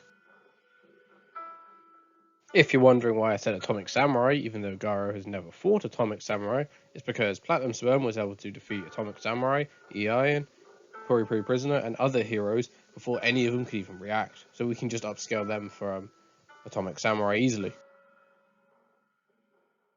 Atomic Samurai is quite fast in his own right. We can scale off Atomic Samurai's height to his ear and then to the distance a laser blast was heading to his face, for which we can get the speed he must have reacted with his sword swing being 19.64 times the speed of light. This is quite interesting because Atomic Samurai causes a last-ditch effort of a sore loser, implying that he is far faster than this. In fact, right before this feat, he actually has something even better. Now, for this next calculation, I'll be assuming that G5 moves at the speed of light. I'll go into more detail after the calculation why this is perfectly justified. However, I would like to give a quick explanation beforehand. G5, before facing Atomic Samurai, states that he watched Atomic Samurai and adapted to copy his moves at the same skill, if not better than what Atomic Samurai was doing. This implies that he must have had a speed increase before he even faces Atomic Samurai. G5 is also a demon level monster, much like Awaken Cockroach, and he has been adapted from G4. In fact, he's so much stronger than G4 that even after Genos one-shots G5, he's able to notice the vast difference between what he was last time. This means that G5 is likely at the speed of light, considering that G4 had lasers and Genos thinks that G5 is even faster. With that being said, let's move on to the calculation. We can use Atomic Samurai's height to find out the number of slashes needed to use to completely Atomic Slash obliterate the likes of G5. Now, depending on the panels, we get different levels for this calculation. It could have been 42 swings before G5 could react, could have been 49, or it could have been 94. This gives 3 different distances and 3 different speeds, ranging from 157 times the speed of light to 329 times the speed of light. Now for the extra bit of evidence I mentioned for why G5 must be the speed of light. If you remember, right before the encounter, he said that he copied Atomic Samurai. What he did is he was copying Atomic Samurai, killing this monster, who was so fast that he thought he was equals with Atomic Samurai. We can actually find the difference between his speed and Atomic Samurai's when Atomic Samurai Atomic Slashes him to be around 119 times different. Now, if you're wondering why this is impressive for that monster, right before that, Atomic Samurai actually blitzes and Atomic Slashes 8 monsters and slashes them about 10 times each, with a total distance of 309 meters or a multiplier of 309. This would mean that for G5 to be the speed of light, at least one of those 8 monsters at the start needs to move and have perception at 8,000 meters per second. Now, this sounds like a very high standard until you remember that most of the monsters in the Monster Association that were weak were killed earlier on in the story, and these are meant to be the stronger ones, similar to like the group that Puri Prisoner faced, which were all Tiger level monsters. Tiger level monsters are relative to A class, like I mentioned before, at the speed of lightning. And even if you don't want to use the speed of lightning, we know that Combo Infinity was able to dodge that attack from Spring Mustachio, which at the start of this video was calculated at 26,000 meters per second. Meaning 8,000 meters per second isn't unreasonable for one of the stronger Tiger level monsters that Atomic Samurai is slashing in this scene. This means that Atomic Samurai's feat against G5 is most likely massively faster than light. I also thought it would be worthwhile to just mention how G5, when he fought Atomic Samurai before the redraw, actually showed a lot more competition with Atomic Samurai and was actually getting faster and faster, which supports this idea of him being around the speed of light, considering all the other scaling around him. Too bad, again, this is from the pre-redraw, meaning it has been retconned, but for those of you who are interested, this feat was 319 times the speed of light. If you recall from earlier on in the video, Genos is confirmed to have light speed perception via his feats against characters like G4, and the fact that only characters faster than light, such as Awaken Cockroach, are actually able to blitz his perception. Using this, we can use the fact that Sonic's able to move faster than Genos' perception, that Sonic should be faster than light. In fact, Sonic cannot just move faster than Genos' perception, but he can move so fast that in Genos' perception there are 10 clones of Sonic. This means that at bare minimum, he should be moving 10 times faster than Genos' perception, or 10 times the speed of light. Quite simple scaling, and enough to move on to the next bit.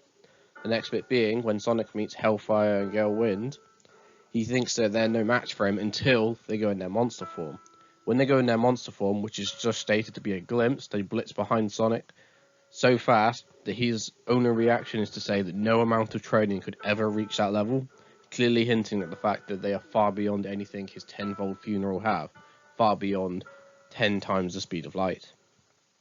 This is useful because in this next calculation I will be assuming that monster form Gale Wind and monster form Hellfire will be moving 10 times the speed of light. Also, just for people who are interested, in this video we have established that the increases for monster cells, the attack power increase is about 100 times, while the speed increase is about 10 times. Now, when Flashy Flash fights Hellfire and Gale Wind at the same time, he's able to blitz from the wall to where the bridge is so fast that he's able to catch Hellfire and Gale Wind at the same time without either one of them being able to react. To calculate this, we first need to measure how wide the bridge is in comparison to Flashy Flash, using this panel. After that, we now look at the perspective of how far Flashy is from the viewer and how far the bridge is from the viewer. Therefore, we can get the distance Flashy Flash would have to cover in their perception time frame, being 86 meters. Using the time frame, which is established by them having reaction time of 10 times the speed of light, as mentioned earlier, it means Flashy Flash must have moved 868 times faster than the speed of light. Now, as done with the Atomic Samurai feat, we can actually work backwards to find out if the speed of the monsters he first blitzes before this scene would make it reasonable for the Hellfire and Gale feat to be happening at over 10 times the speed of light, or, as calculated, 868 times the speed of light. So we start off with the casual moving around of Flashy Flash, Hellfire, Gale and Wind. In doing so, we look at how they cover 1,243 meters. This is important because this is how much faster they are than when they break the bridge. And they broke the bridge when they were just like testing out their monster forms and holding back. This is important because right before this, we know that Gale set a bunch of traps on the ground that were so fast they were able to catch a suppressed Flashy Flash. And Flashy Flash simply goes a bit faster and blitzes all the way around the room 8 times to untrap all of them, going a total of 237 meters. With that, we can look at the multiplier of both of those together.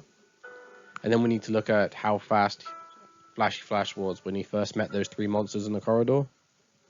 This one, it takes a lot more effort because of all the perspective analysis needed to be done, but it results in 7.1 meters.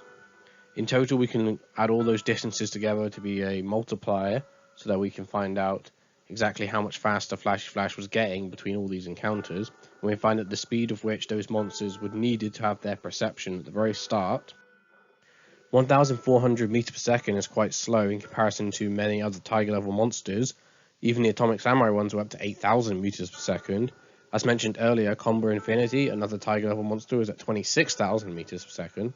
So I think it's more than reasonable for this feat of Flashy Flash to be at 868 times the speed of light.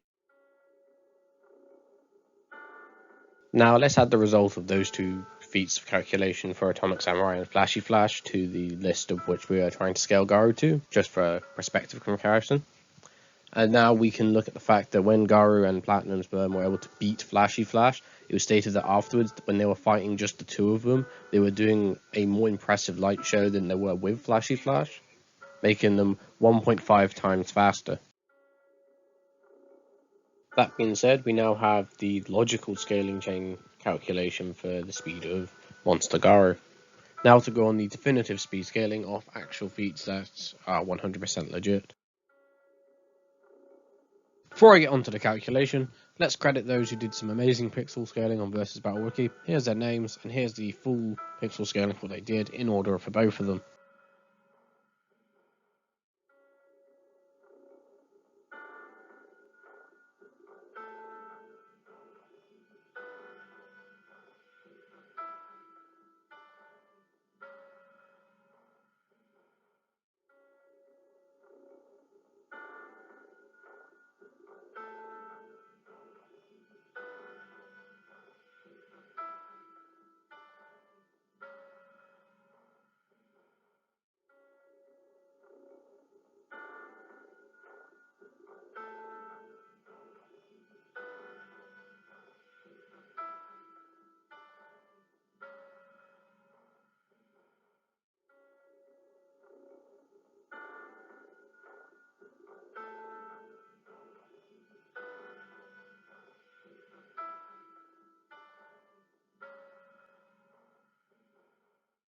Now, there will be several differences between how I've done it and how Versus Battle Wiki have done it. However, I think the main one is about scale. In Versus Battle Wiki, they think the hole in the ground is only 2.3 kilometers wide. Now, if we look over the scaling that I've already presented so far, it's more like 86 kilometers wide. This means that Versus Battle Wiki have the hole only 1/40th what it should be. This would mean it would be much faster than they have on their calculations. Using the hole size, we can work out the distance based on the pixel scaling mentioned just a moment ago, and we get a total distance of 93 million meters. Now, this is for all three characters who are doing this, so we have to divide it by 3 to 31 million meters. Now we have to think about the time frame. Since people cannot see what these lines actually are, it is fair to say that it's happening in human perception, or 1/60th of a second. Doing such, we get a speed of 6.2 times the speed of light. However, we can go one step further. Even the faster characters of the series can't see this happening, with their new limitation not being human perception, but the perception of the video cameras recording them. From what I could find, standard video cameras normally go up to around 1/200th of a second for reporters. This means the speed of this should be around 20.69 times the speed of light. Now moving on to the much larger and more impressive feat with just Garou and Platinum Sperm, we can say that using the pixel scaling of Versus Battle Wiki, we start off with the hole at 86 kilometers. The distance between the two holes would then be 297 kilometers, which would make the distance stay traveled 125 million meters. Since there are only two characters, as I said just a moment ago, they would each travel 62.5 million meters. Now, the time frame is debatable here. It's either 1.3 milliseconds, as shown throughout the time frame, and that's where they got to, or it's 0.2 milliseconds. This is because between the last panel before this one, there is only 0.2 milliseconds different, and we don't know if this giant structure was created between panels or during the panels. Because of such, I consider both of them relevant. So we'll use the first one, using 1.3 milliseconds, we get a speed of 160.37 times the speed of light.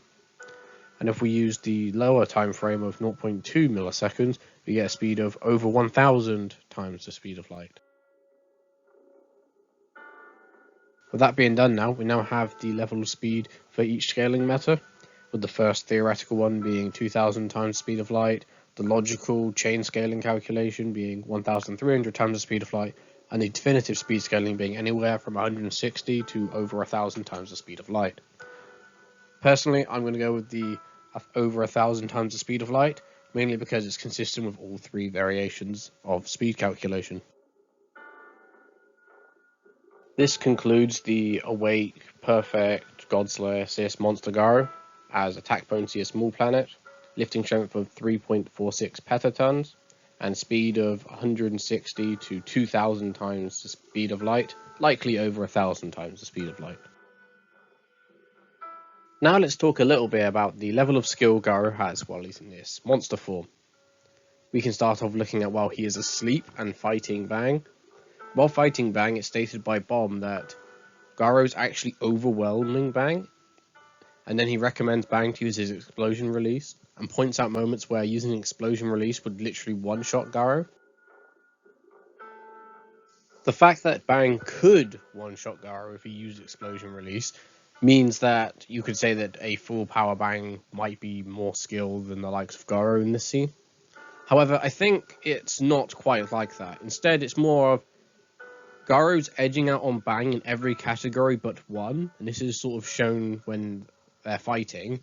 This one category that Bang has the huge advantage over is the fact that while Garou's asleep, he's fighting a lot more on instinct when he's picking which one of his martial arts to copy and use. While Bang's fighting much more strategically and much more like a master fighter would. This is shown when he quite literally gets Garou in a lock where if he was to use the Water Stream Rock Smashing Fist, he would quite literally set him up just to get smacked away, and that's literally what happened. But at the same time, we know that Garou edges out in the categories of raw talent and being able to perform the movements. This is because single-handedly, Garou's able to use the combined attack of Bang and Bomb, which Bang himself states is remarkable, the fact he's able to do it by himself.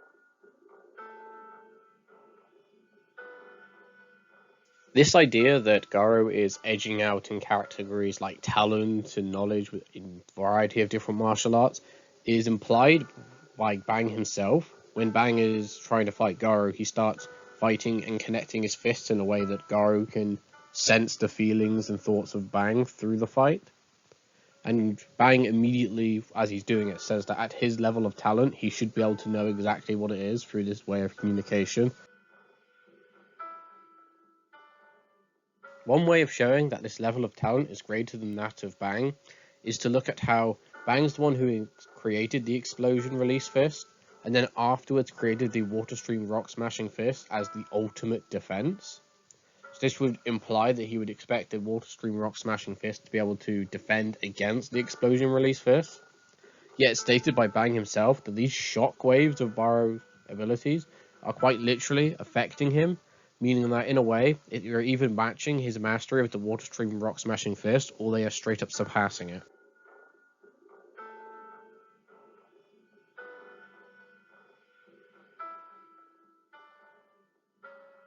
In the end, Bang was unsuccessful in defeating Garou. This might be because of the advantage of using the explosion release fist and only needing to graze Bang, or it could be the advantage of Garou's finally adapted to the point where Bang can no longer outskill him. We'll talk more about this in just a moment.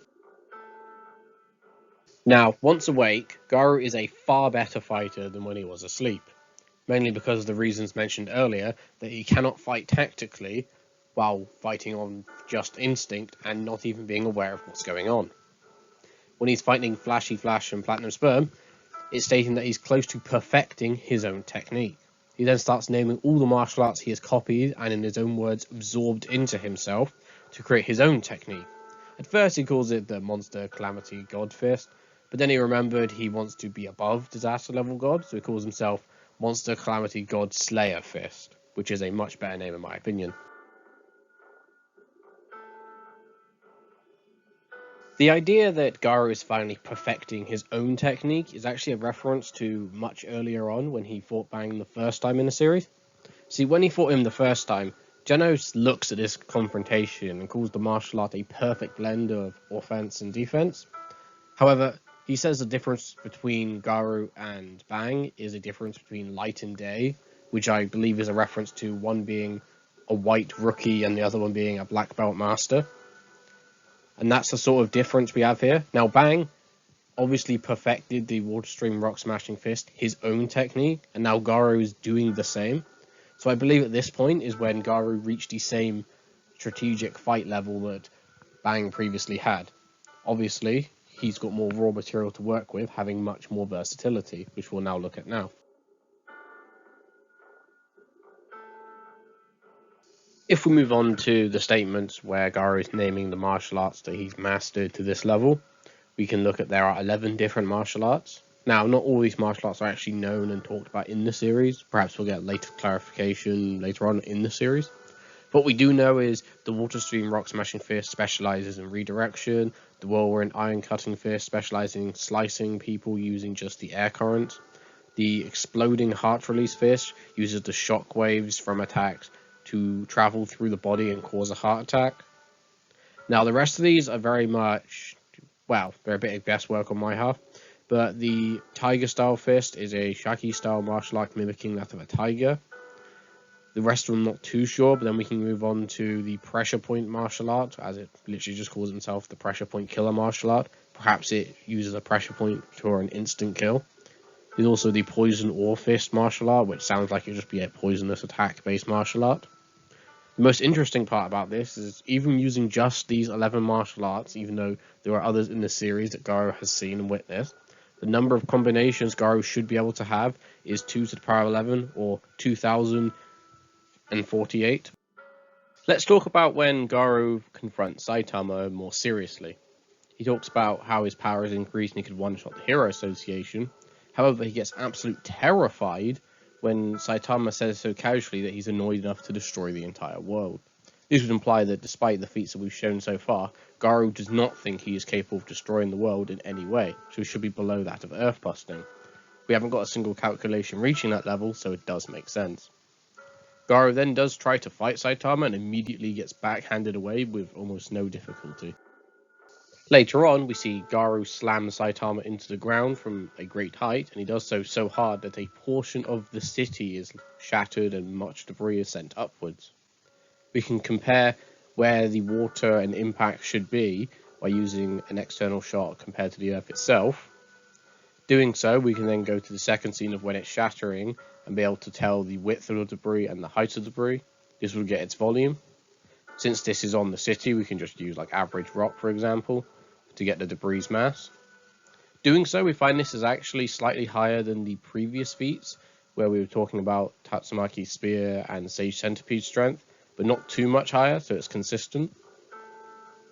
Now, for a low end, we could just use the gravitational potential energy to like lift all that debris up in the air. This is multi-continental and consistent with Garou's lower feats. However, if we say that this happened in 1 second, because this fight is happening so fast, people don't even know what's going on, we can get a speed of 465,000 meters per second, and then a kinetic energy, which is exactly moon level,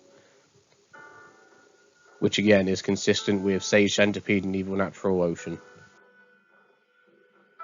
Of course, this does absolutely nothing to Saitama, who's clearly just patting himself off. Garou then charges in, ready to use the very chop he used to one-shot Sage Centipede, and completely shatters his own hand. Credit to Garou, though, for being able to now regenerate his hand mid-fight with Saitama. What happens next is Saitama quite literally one-shots Garou miles and miles away. In response to this, Garou's body starts mutating and adapting, getting stronger, so much stronger in fact that he actually questions whether or not he can now fight Saitama, the same Saitama that just one-shot him. As previously mentioned when we were talking about earlier on in the video with Deep Sea King and the monster cells, we said that a one-shot difference is 10 times in One Punch Man. This would imply that Garou's mutations each provide something like a 10 times boost in power. Of course, just because you can one-shot your previous self like Saitama did a moment ago, doesn't mean you're actually as strong as Saitama. This is shown literally moments afterwards, where Saitama goads Garou into hitting him, literally calling him chicken, and Garou says, "Don't make me laugh." Garou then punches Saitama just for absolutely nothing to happen whatsoever.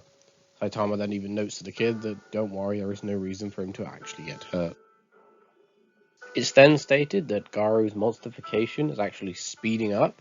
So not only is his monstification giving him a 10 times boost, but he's continually to get stronger beyond that of a 10 times boost. However, despite this, he does not think he's catching up to Saitama whatsoever. Saitama and Garou then continue their brawl, and it's actually shown, as well as stated, that Garou is able to redirect Saitama's punches without actually taking damage, something that actually annoys Saitama, in his own words.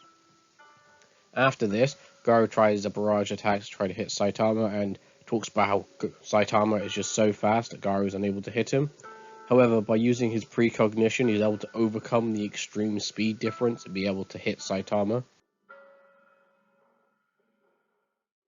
Then we get Garou's final monster form. His final monster form is actually so much stronger that Saitama himself actually noticed that he got better. Of course, he says a little, and Garou's confused why he says a little to how he's much stronger now. Using our estimations for theoretical attack potency, we can use the best previous feat for Monster Garou. We can then say that his next form, which was a one-shot difference, would still be small planetary upscaling from that.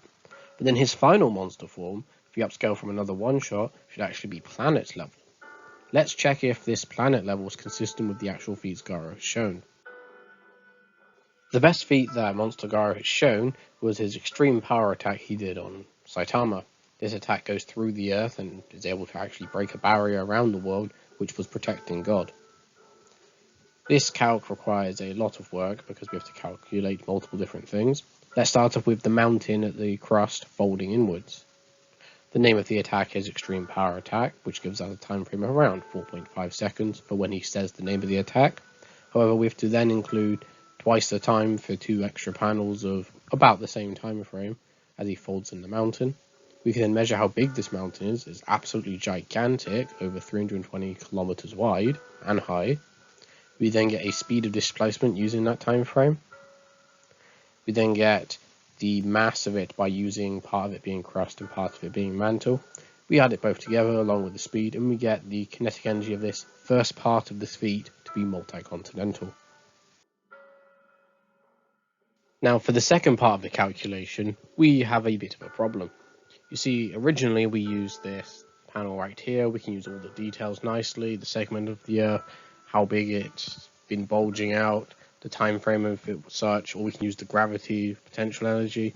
In the end, we could get something like moon level if we lowball the gravitational potential energy. We could get high with kinetic energy, but the entire feat here is pointless, because when the redraw happened of the manga chapter, they actually removed this panel, which becomes quite difficult for it to be used. Because we can only use the information given, we have to do many different versions of this calculation to make sure that we have a rough idea of what should be happening. Let's start off with some much lower calculations. We do know for a fact that the ocean on the other side of the Earth was lifted. We can clearly see this happen, and we clearly see that people trying to get on a lifeboat were dropped far down because of such. If we want to find out how much ocean was used, we can actually use the image of the shockwave as it goes through and estimate the area of that ocean used. For the height of how high the ocean was moved up, we can use the visual one, comparing off some boats, the plane, and then, of course, the height of the ocean moved up. We can use a time frame of the person screaming in the scene of 1.3 seconds to be able to get the speed of this feat, and thus we can get the kinetic energy at only country level. Of course, this is assuming that the ocean we see is the only part of the ocean that moves up, and that it's not like an artistic representation. After all, the oceanic crust is like 6.5 kilometers in length, and in 1.3 seconds that means it's moving far faster at 5,000 meters per second. With the much larger size and speed, we get a kinetic energy of multi-continental. Of course, we can go much higher. One thing we must do in terms of talking about how this feat can be much higher, we can actually use the shockwave portion of this feat previously mentioned. After all, the shockwave does go from one side of the Earth to the other. We can use the longer dialogue of what all the kids are talking about in the panel with the boat and such to get a time frame of 15.6 seconds. Of course, we need the 4.5 of the panels beforehand, previously mentioned in the earlier portion of the calculation.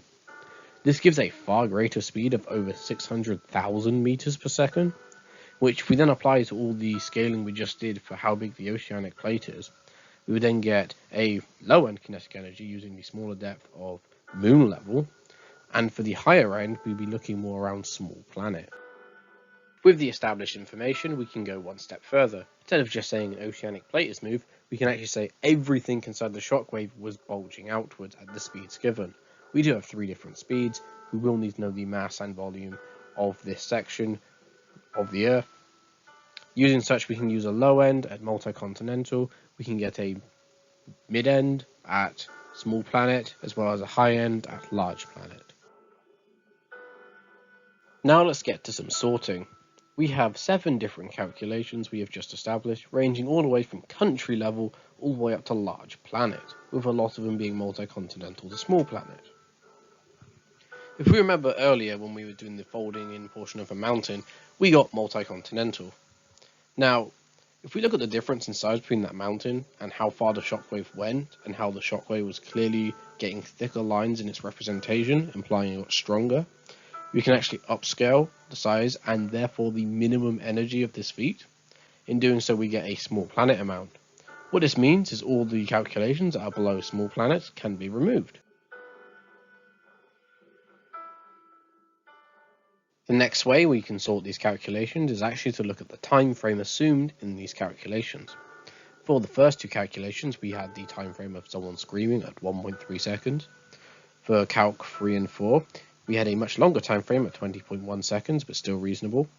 For the 5th calculation, we had a speed over a distance, and we didn't actually talk about the time frame. If we were to work out the time frame, it's over 12 hours, which is far too long. And for Calc 6, if we were to work out the time for that one, it's 42 minutes and 28 seconds. But then, for the 7th one, it's back to 21 seconds. So what this means is that Calc 5 and 6 are too long to possibly exist, which removes one more of our options. With the low-end estimation of that feat being at small planet, and the high-end estimation of that feat being at large planet, we can say that our theoretical attack potency, which was planet level, right in the middle of both of those, is most likely consistent. However, just for the sake of it, let's just check another feat. This other feat that we'll be calculating is that of Orochi's Gaia Cannon.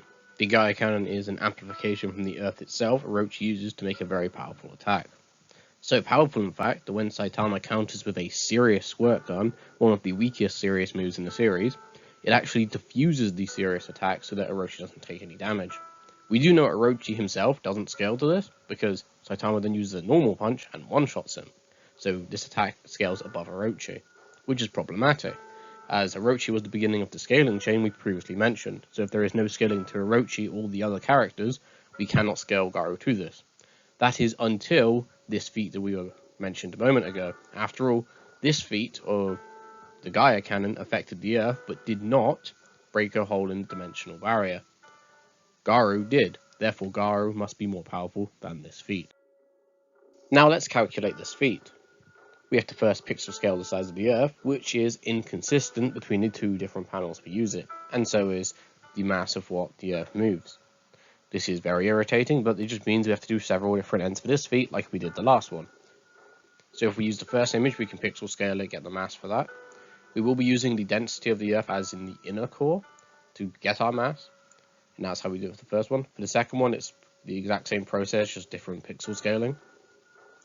We now have to look at different speeds, because there are different time frames and different distances. So a high-end speed might be 7.4 million meters per second, a mid-end would be 460,000 meters per second, and the low end would be 37,000 meters per second. Using image 1, we can get our three different ends, with the low ball being moon level, the mid ball being small planetary, and the high ball being large planetary. Very powerful indeed, and very familiar considering the last feat. Using the second image, we get three different ends a bit smaller at multi-continental, small planetary, and then just planet level. However, there's a little bit more that we need to consider. After all, these don't just move through fresh air, they actually move through the Earth itself, so we need to actually add in that energy for them to force its way through the Earth. We will first have to do this by working out the pressure, which would be the density times the gravity times the height. That's how we can work out the pressure, much like you would do to someone swimming underwater. We'll have to use the Earth's density on average, because the density throughout the Earth changes to different layers, and I'm not doing all that. We can come up with a formula for pressure for each point along the Earth, and then we can integrate it to get the total pressure that would be experienced across it, and then divide it by the total distance to get the pressure they would actually have on average. We then can times it by the area, but of course, because the chunks are two different sizes, we have two different areas. These will give two different forces, and then two different energies. These energies are both multi-continental at various different ranges, obviously. What's really interesting here, though, is these aren't separate feats, these just need to be added to the previous calculation. Now, we can try and do what we did with the Garou feat, where we look at these 6 different ends and try and find if there's any inconsistencies or things that are illogical to do. However, because of how their assumptions are vastly different, all based on the 2 different panels and whether or not certain things are the time frame, we cannot actually invalidate any of these 6 different ends. So there's like a 1/6 chance that this feat could actually be large planetary. However, I do feel like if this was animated, the large planetary end at 0.7 seconds is probably unlikely. Now, if we actually go back and check the calculation we just did, we can actually find something quite interesting. Going in more detail, we can actually look at the mass of what Orochi had just moved. Of course, Orochi can only do this with this ability, meaning that it doesn't scale to him normally, but Garou upscaling Orochi means that it could scale to Garou. The mass of the Earth moved here was anywhere from 110 petatons to over 2,000 petatons, which is actually really interesting, because if we go look at what we previously had Monster Garou right before we started getting stronger and stronger, we only had them scaling to about 3.46 petatons. So this is actually consistent with the idea that Garou got hundreds of times stronger while fighting Saitama.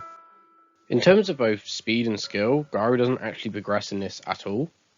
For skill, When Garu's unable to use a certain move on Saitama, he gives up and tries another move, but in the end he doesn't actually use any new moves, he's just using the ones he knows. And in terms of speed, even though he says that speed won't work on Saitama, his attempt at getting faster was growing more arms to attack faster.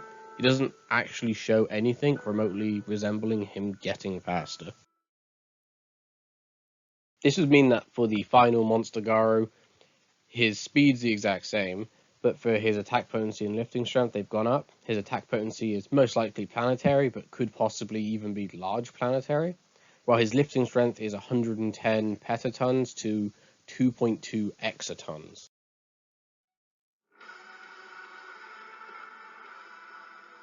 After surviving a consecutive normal punch from Saitama, Garou begins to give up and loses all hope in defeating Saitama. None of his plans have worked. Saitama then tries a little bit harder and just uses a slightly stronger normal punch to hit Garou so hard he knocks the human out of the monster Garou. After this, God approaches the depressed Garou in the form of Bang to present him with some of his power. Garou partly accepts it and then becomes the Cosmic Fear Mode Awakened Garou that we see now. As the Cosmic Fear Mode Awakened Garou, Garou's skill and knowledge of martial arts has vastly increased. Using Bang's flow within the Water Stream Rock Smashing Fist and Garou's amazing copy ability, and now the fact that he has the flow of the universe going through him, he's able to create brand new techniques which are just based on the things around him. This should theoretically mean that he could copy anything in the universe. However, there is a huge limitation most people don't realize. For Garou to do any of this, Garou himself must consciously think to copy something. He can't just do it automatically. He must think, yes, I want to copy this.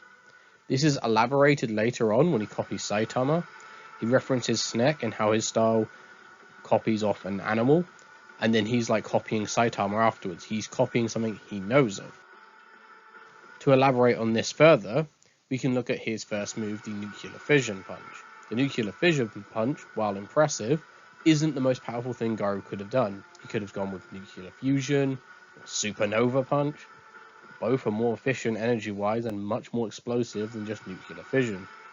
He went with Nuclear Fission because to him that was all he knew. If he went with Fusion or Supernova, it would be far, far greater. So that limitation of Garou simply not knowing and being aware of it limited how much he could adapt.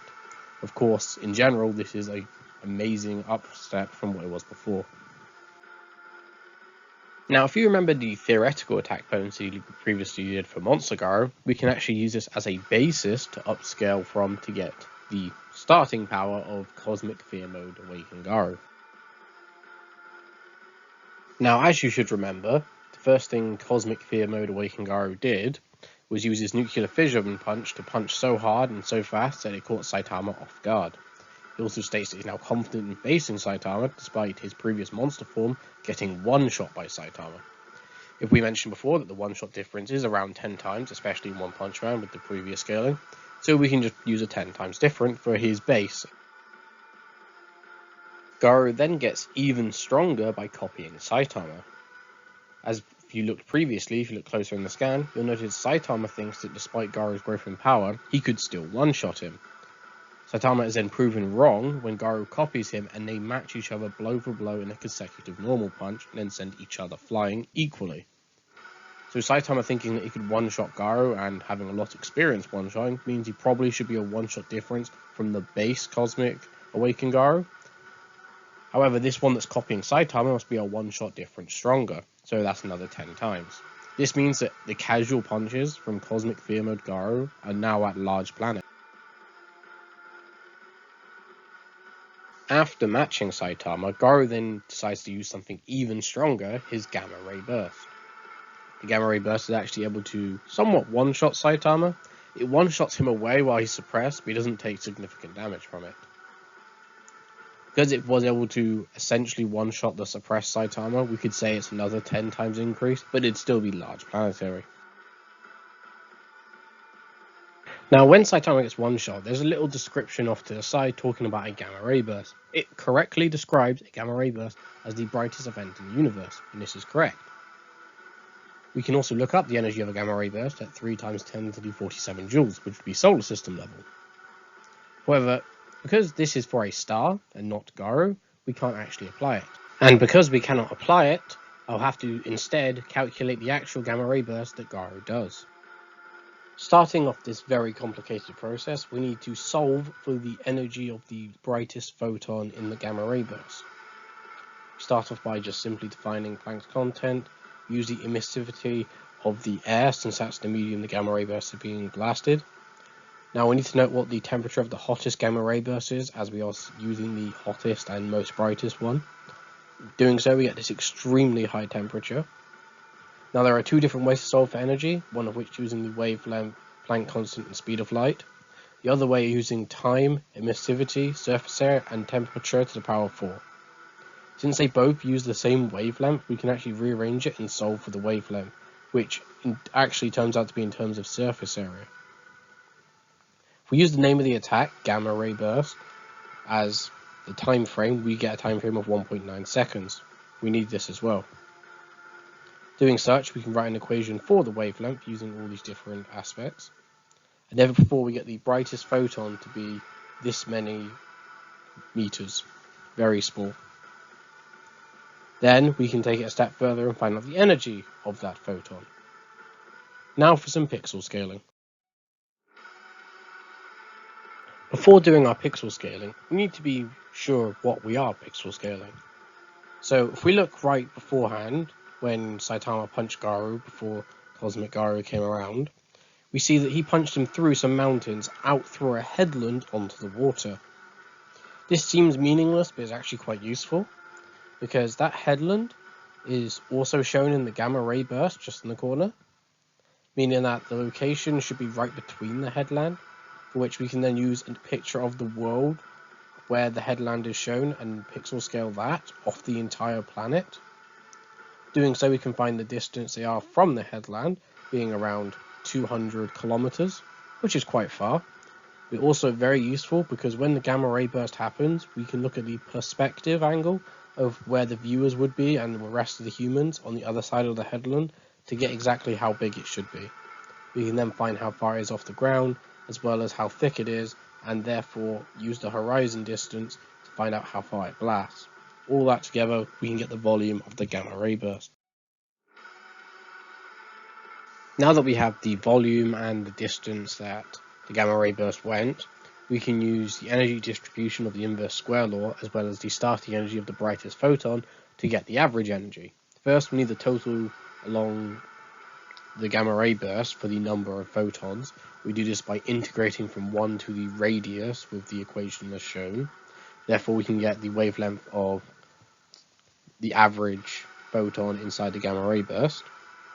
Then we can get the average photon energy inside the gamma ray burst. We can get the average volume for photons in the gamma ray burst. We then get the number of photons, and we can times the number of photons by the energy to get the total energy of the gamma ray burst. This total energy of the gamma ray burst is just continental. So as you can see, the calculated energy of the gamma ray burst was just continental. However, the scaling energy using all the methodology presented earlier was large planet and actually consistent with the series. So I'm not going to be using the continental calc because the scaling makes much more sense. After this, we get something kind of interesting between Garou and Bang. Garou explains what happened off panel when he got the power of God. Essentially, when he got the power of God, the power started flowing into him, and God was actually trying to make him his puppet. However, because of the control of the flow that Garou had, thanks to Bang, he was able to actually keep control of himself and, in his own words, doing everything of his own free will. This is also extra impressive when you consider just the raw power of God almost rendered him unconscious, meaning while almost unconscious, Garou has enough willpower to stop even God from taking control of him. This gets more impressive when we go back and look at Psychos and Orochi. You see, Orochi had consumed hundreds of monsters before trying to merge with Psychos, and when Psychos did try and merge with Orochi, there was a battle for control, for which Psychos' mind hacks overcame Orochi's hundreds of minds that he'd consumed. And then later on, when she gets even bigger, and much larger in fact. We then have them battling again, and their battle was interrupted by God, for which just looking at God stopped them fighting and made them cooperate. So if God's mere presence on a much lower level is able to do that to someone with hundreds of layers of mind hacks, then imagine what would happen to Garou, and yet Garou was able to resist it while almost unconscious. Another new ability Garou shows in his Cosmic Fear mode is that just by being around him, he has a sort of radiation poison effect, or at least radioactivity that is able to hurt the people around him and cause them to essentially die. This is so potent that when Blast shows up, he says that just existing, he's a threat to everyone on the planet.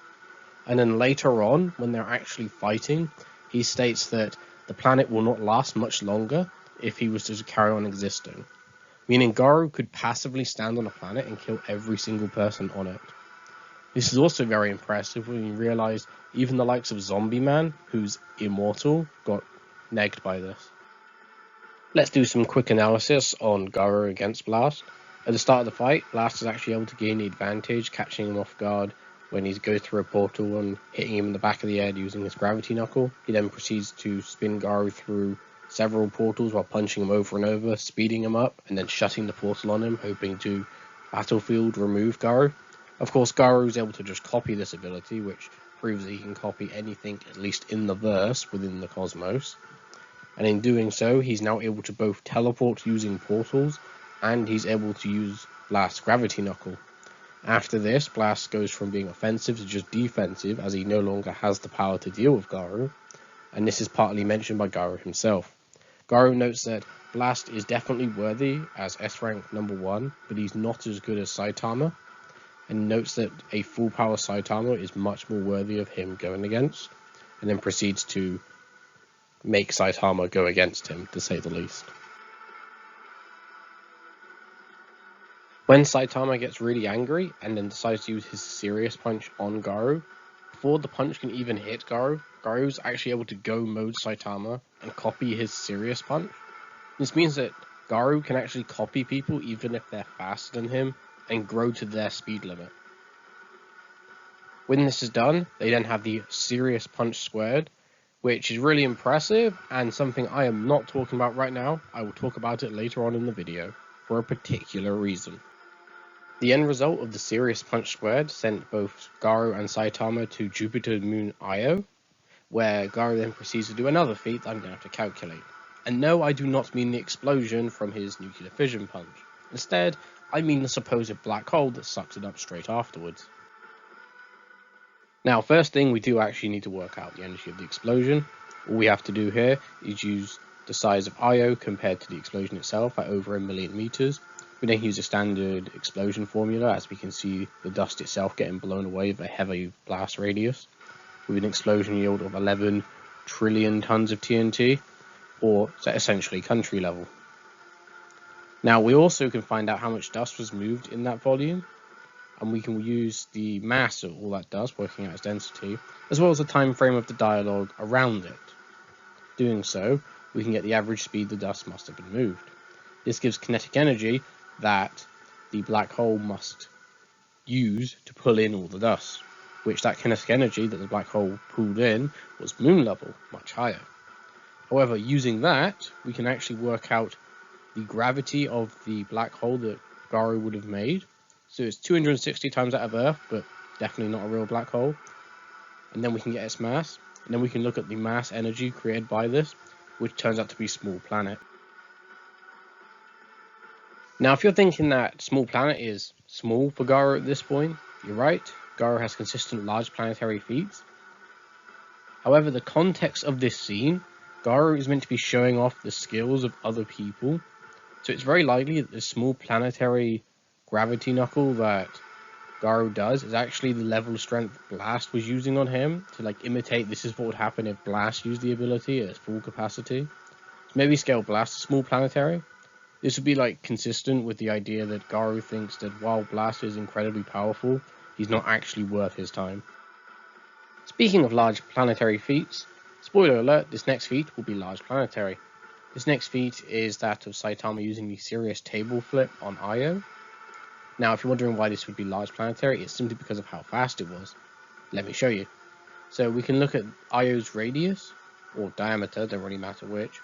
When we do, we can look at how far the rock moved in the time frame of the Sirius table flip, which the time frame should only be about 5 seconds from the estimated dialogue. Using such, we get a speed of 870,000 kilometers per second. Compare that to the escape velocity of Io and its gravitational potential energy, we can then get the actual energy of the planet being ripped apart, for which it is large planetary. We can actually prove this is consistent using another methodology that I think is quite interesting.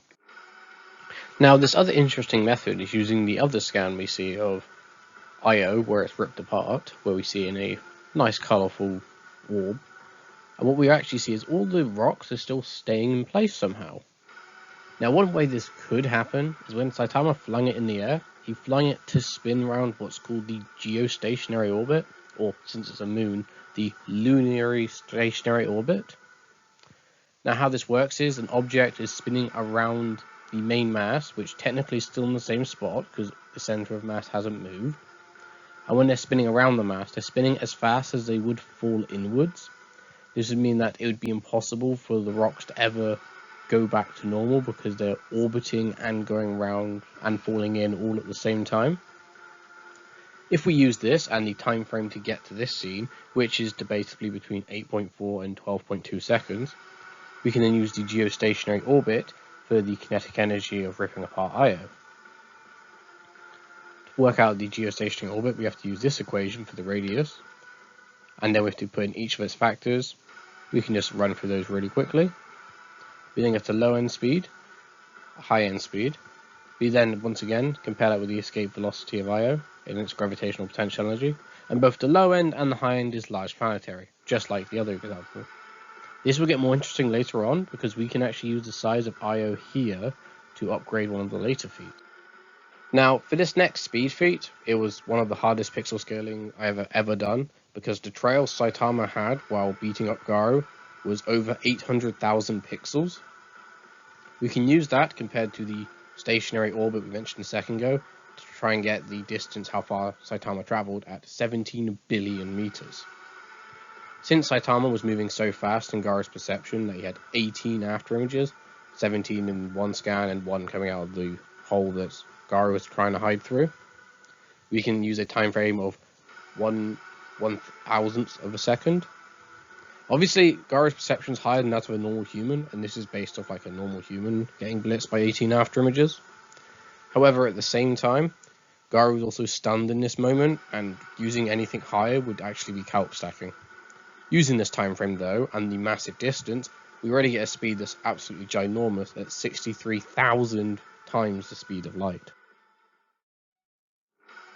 However, we get a bit of a conundrum if we don't use the assumption that the moon's at a stationary orbit, because if it's not at a stationary orbit, it means it is still moving from Saitama throwing it.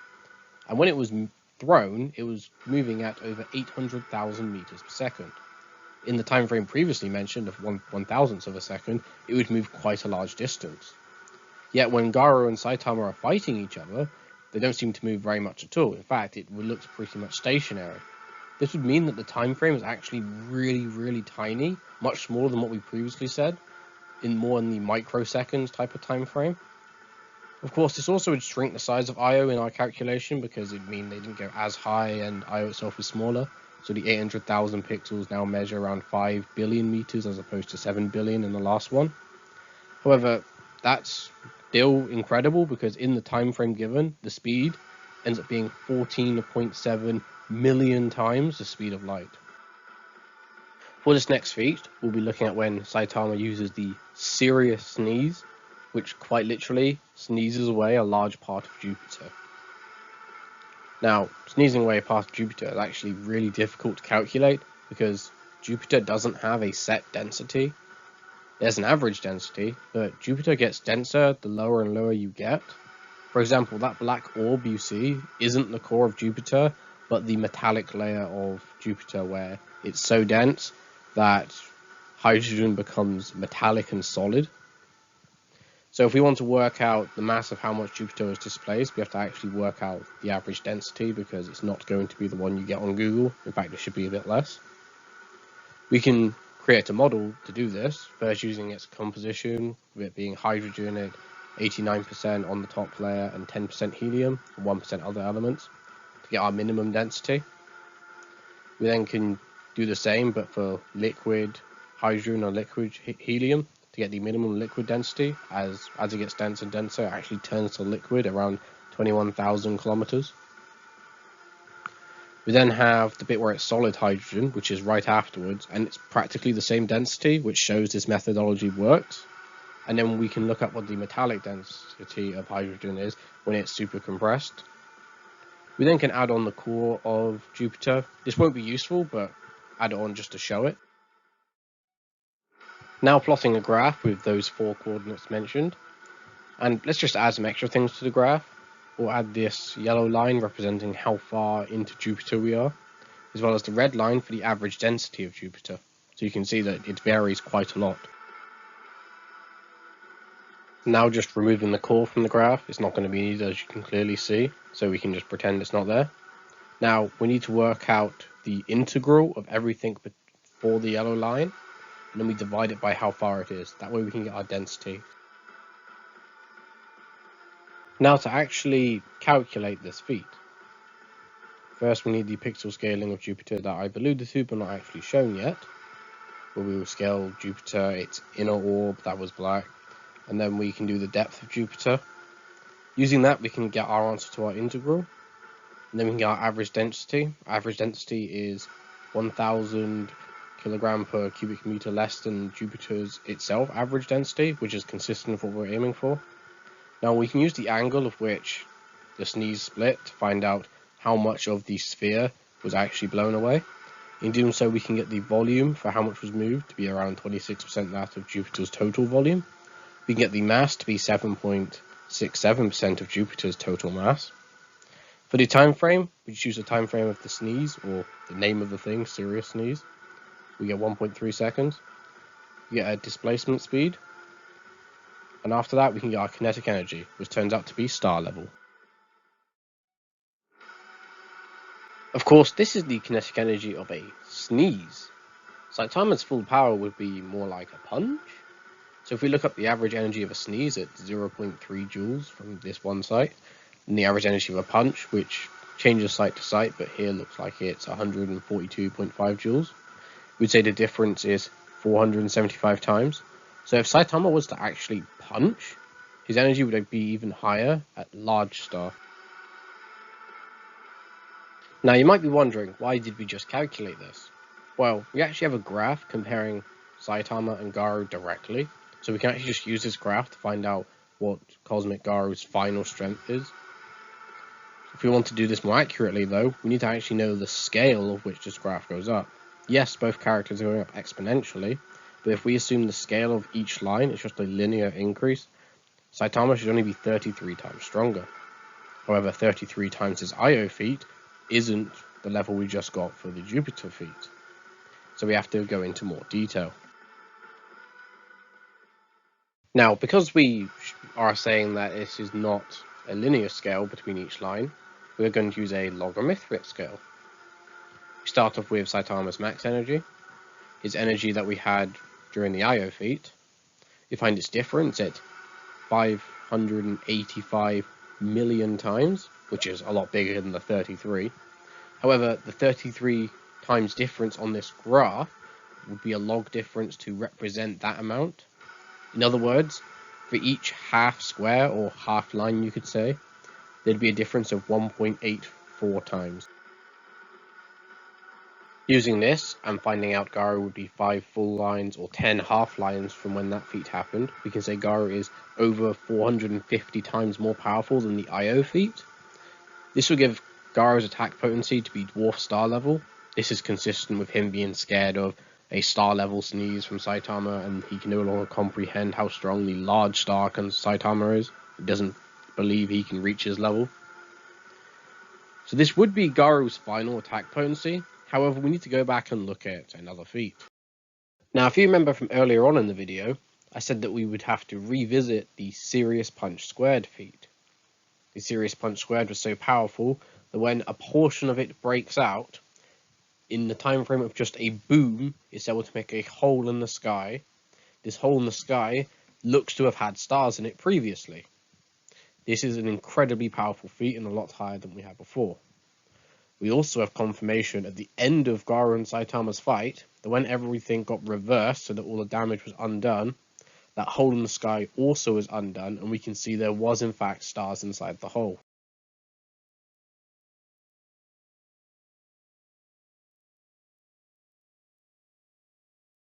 Now let's move on to calculating this feat. We start off with the average mass of a star, which ranges from half of that of our Sun to 8 times that of our Sun, or on average 4.25 solar masses. Now if the density is consistent, they should have a radius that is 1.62 times that of our Sun, or as such. This means they'll have a gravitational binding energy of such, which also has an escape velocity of such. This was destroyed in a time frame of the word boom, or a very small time frame of 0.4 seconds. This means the time frame it would have been blown up at would give speed much greater than its own escape velocity, meaning that the energy needed to destroy those stars is actually much greater, more like in the solar system ranges. And now we have to factor in the fact that it was extremely far away. There's this Reddit post that goes over 300 stars and how far away they are, and shows the mean, median, mode, as well as other facts about those stars. We'll be using the mean, which is like the average for the stars, and we'll be able to get it at 347 light years from Earth. The energy needed to destroy stars in 0.4 seconds, 347 light years from Earth, is galaxy level.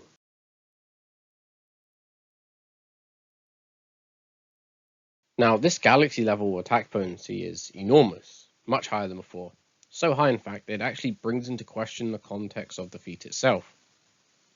For example, Garou thinks that a serious sneeze which was calculated at star level is absolutely terrifying, and then thinks that he can beat Saitama using the sun, but previously they're meant to have a galaxy level feat. That doesn't sound consistent. There's also the fact that the name of the attack is Serious Punch Squared. The squared could be an idea that it's been amplified by a squared amount. Names in One Punch Man normally actually have meaning, like Lightning Max, probably my favorite example to use, is literally mistaken for lightning bolts, and that's why he's called Lightning Max. If we were to square root the energy, we actually get large planet level, which is consistent for that point of the fight. So you might be asking, do we just accept the planet level then? You know, the large planet square root method? The answer is no. Even though there's justification for the Serious Punch Squared square rooting energy, we have to also remember the assumptions we're making. The first issue we have is that the Serious Punch Squared, no matter how consistent it is for names in One Punch Man to have meaning, it is still a name fallacy. A name fallacy being that just because something's called something, we are assuming it's true. The second issue, and something that's actually more impactful in my opinion, is that squaring the energy on contact is too abstract for the verse to just simply give it a name and leave it. In a verse where they literally had a graph to show Saitama and Garou growing, and Saitama growing faster than Garou, you'd think they would have a much more in-depth explanation for an attack that randomly got squared for no reason. So what am I going to do? We've got this large planet level and we've got this galaxy level. Which one do we use? Because both of them have their issues and both have some vague justification for them. But I think this is what I'm going to do. Until there is more context, I'm going to leave this as two completely different metas. If we use the large planet level, we can use the consistent scaling shown before and have Garou grow 475.33 times stronger so that he's dwarf star level, right? Just as we said earlier. If we use the galaxy meta, we can't use the same multiplier because that multiplier was based on the sneeze being impressive. If the sneeze is not impressive, we have to use what the graph visually shows, which is just a 10 times increase. 10 times that galaxy level was still galaxy level, just 10 times bigger. And this will be the two final attack potencies for Cosmic Garou. Another funny thing that this meta actually affects is the lifting strength of Garou, because you see Saitama is able to lift the Moon Io. He's able to completely throw it into pieces, so you'd imagine he'd be able to lift the whole thing up if he wanted to. And Garou's able to scale to that Saitama and then, get his multipliers. But since both metas would be basing the lifting strength off that, the galaxy level meta actually has a smaller lifting strength than the large planet meta. So this would mean that Garou's lifting strength is anywhere from 0.299 Earths or 13.57 Earths. Oh, and in case you're wondering if Saitama and Garou scale to the speed of the attack, traveling to another distant star in less than a second, the answer is no, they don't. Saitama and Garou actually have no idea how they even ended up on Io, meaning they didn't even process the fact they got moved to Io in the first place. So they don't scale to the speed of that explosion at all. For the last impressive thing that we see Garou do, in his Cosmic Garou form at least, what we see is that Garou is able to teach Saitama how to reverse time. How this is done is they imagine their inner universe, which is their inner particles, their atoms and subatomic, as well as their antiparticles. And for someone who isn't blessed with the power of God but can do this, such as Saitama, he's able to go back in time, and that's how all the events get reversed. Now, Garou is shown processing all the atoms in his body, so while he may not be able to reverse time, he does have the processing ability to look at every atom in his body, which is incredibly impressive. Those of you who don't know, for someone around Garou's weight of 70 kilograms, we would have 7 times 10 to the 27 atoms inside his body. Now let's do a quick conclusion on the statistics of Cosmic Fear Mode Garou. At his very peak, his attack potency is either Dwarf Star level or Galaxy level, depending on which meta you use. His speed is 63,000 times the speed of light to 14.7 million times the speed of light. And once again, depending on which meta you use, his lifting strength is 0.299 Earths to possibly 13.57 Earths. Thank you everyone for watching this video. If you enjoyed this video, it was the longest scaling video I've ever done. Please check out my other content. You can check out my most recent video, which today would be this one, or something else if you're watching this later on down the line. You can also get a recommended video from YouTube.